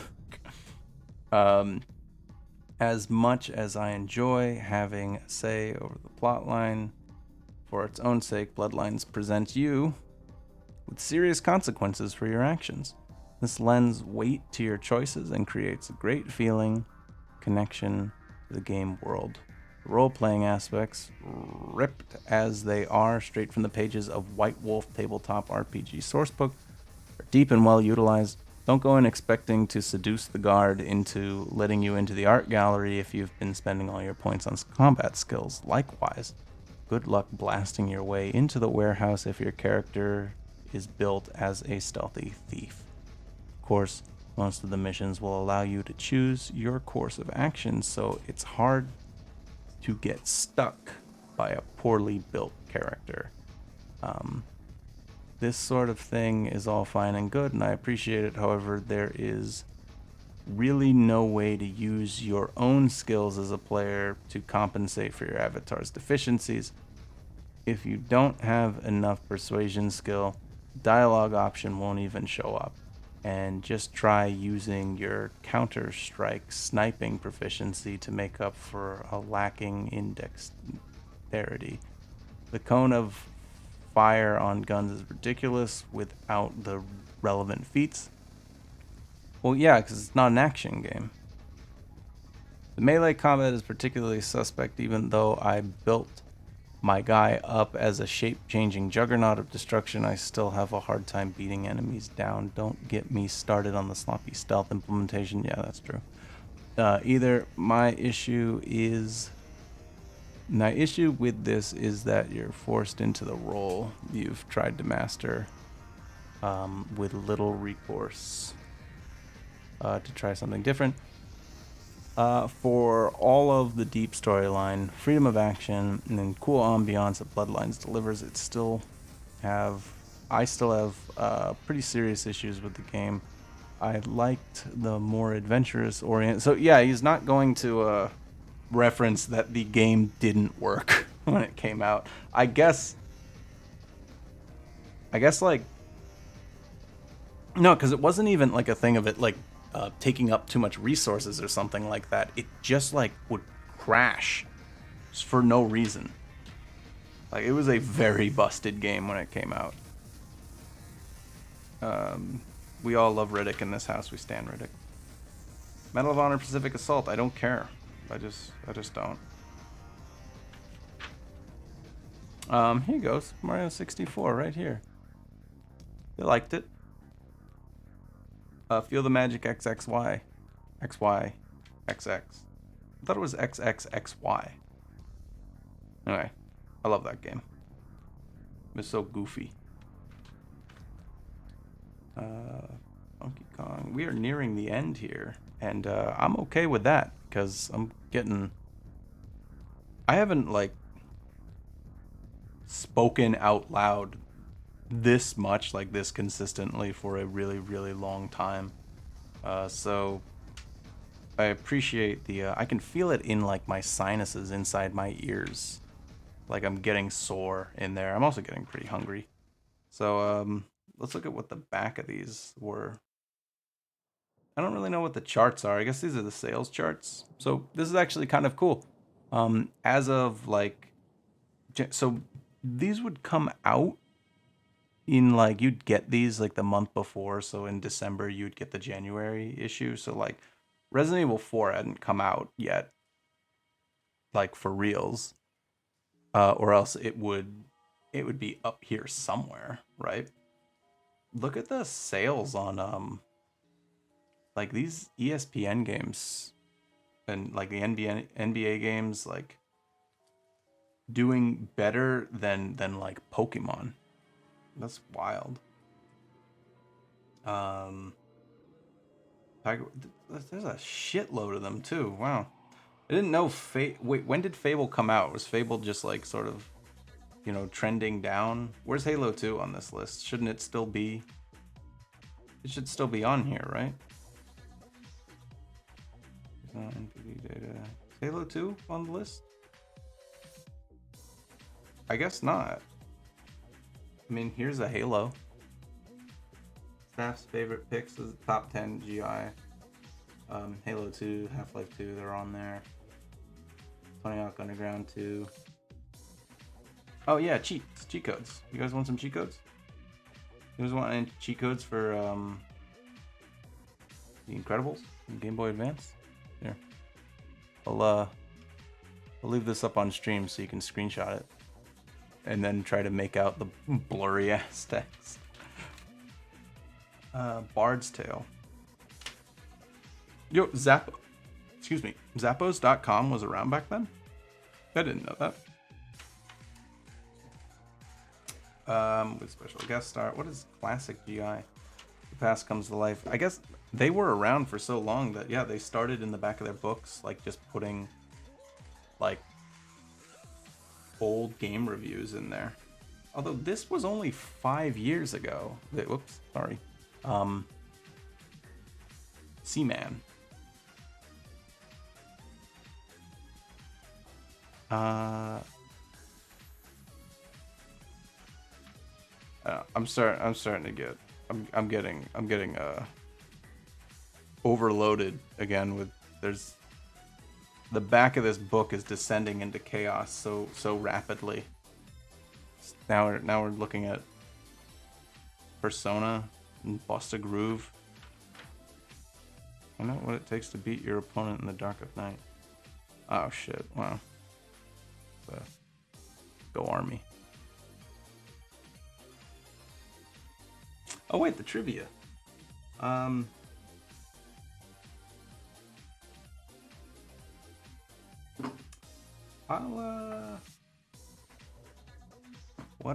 What are these here? This is video game trivia, but I guess I'll try my hand at video game trivia. It's okay. Let's try. Okay, let's see. What is the name of the terrorist organization that you must destroy in the original Shinobi? Oh shit, I don't fucking know. Okay, it's not Menudo, it's not Al Qaeda. I'm gonna say it's called The Hand. Where do they have they got the answers down here at the bottom. I'll try not to peek too much. But that one was wrong. It's the Ring of Five. Okay. What was the first Star Wars game released on the N64? Okay, that's I think that was Shadows of the Empire. Okay, yep. It's A. Nice. After beating Punch-Out star Mike Tyson, the heavyweight champ, which pugilist went on to star in the first boxing game title on the Sega Genesis? I don't fucking know.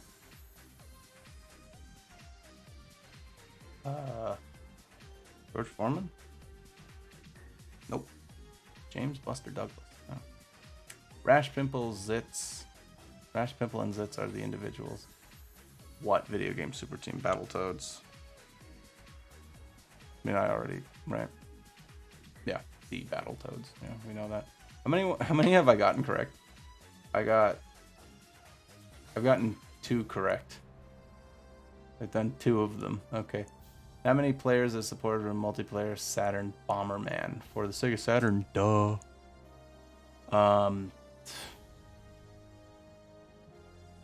Oh, I don't know. I'll just say 4. Says that it's 10 players. Wow. No, how'd that happen? Which of the following games did not feature the voice work by the world's best actor Bruce Campbell? Tacky on the Fringe, Ace Griffin Bounty Hunter, Broken Helix, Pitfall, Beyond the Jungle. I don't even know if Tacky on the Fringe is a game, so I'm going to say that one. Okay, and I'm wrong. He was not in Mace Griffin. Reissuing the adventures of everyone's favorite plumber has been going on for a while now. How many games appeared in the Super Mario All-Stars collection? Oh, 3. No, it's 4. Oh, shit.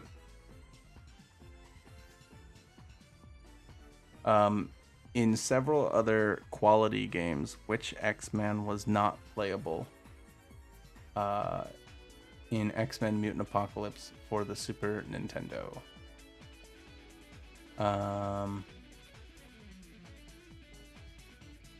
Oh, sorry. X-Men Legends is the hottest mutant title out there right now, but Xavier students have starred in other quality games. Shit, dude. I don't know. Like, who was not playable in Mutant Apocalypse for the Super Nintendo? Gambit, right? No, it was C. Iceman. Which of the following Xbox titles was available the same day as the console? Bloodwake. No. Tony Hawk's Pro Skater 2. Alright, what is the final entry in the Dot Hack series? It's Quarantine. Yeah. Okay, so I got 3. I got that one. I got the Star Wars one, and I got the thing. Maybe that's 2 to 3. Let's see. Trivia score and rank. Ours can now die. So I surpassed those who finally finished Drake of the 99 Dragons. And I move into my own place in Animal Crossing. Cool. I am below those who finally go all the way and single slur up your life. I'll never beat Ninja Gaiden Hurricane Pack 2. I'll never take the world championship in Halo 2. And I can't be that guy. That's fine. That's fine by me. What's the breakdown? 60% of those polled at the Tokyo Game Show feel that the DS is appropriately priced. Okay, that's 92% of the staff refuse to ride to lunch with Adam. The dilapidated milk truck he drives reek of expired dairy products, and no one likes to sit on the old sofa in the back. 40% of male gamers aged 13 to 34 said in a recent study that they were more likely to buy a product advertised in a video game. The same study also revealed that many gamers found product placement increased a game's realism, and 30% said that ads in games are more memorable than those on TV. It definitely did like feel kind of like a novelty. See, like, wow, it's Pepsi, it's right there. I loved when like EA would just have ads for other games in their games. That was always kind of funny to me. Okay, well, I'm gonna go find out what it takes to beat your opponents in the dark of night,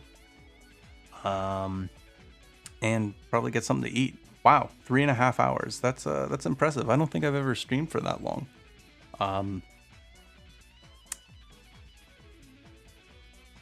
What about Alan Wake? Oh, I got it. I got you. Okay, I'm gonna go. I'll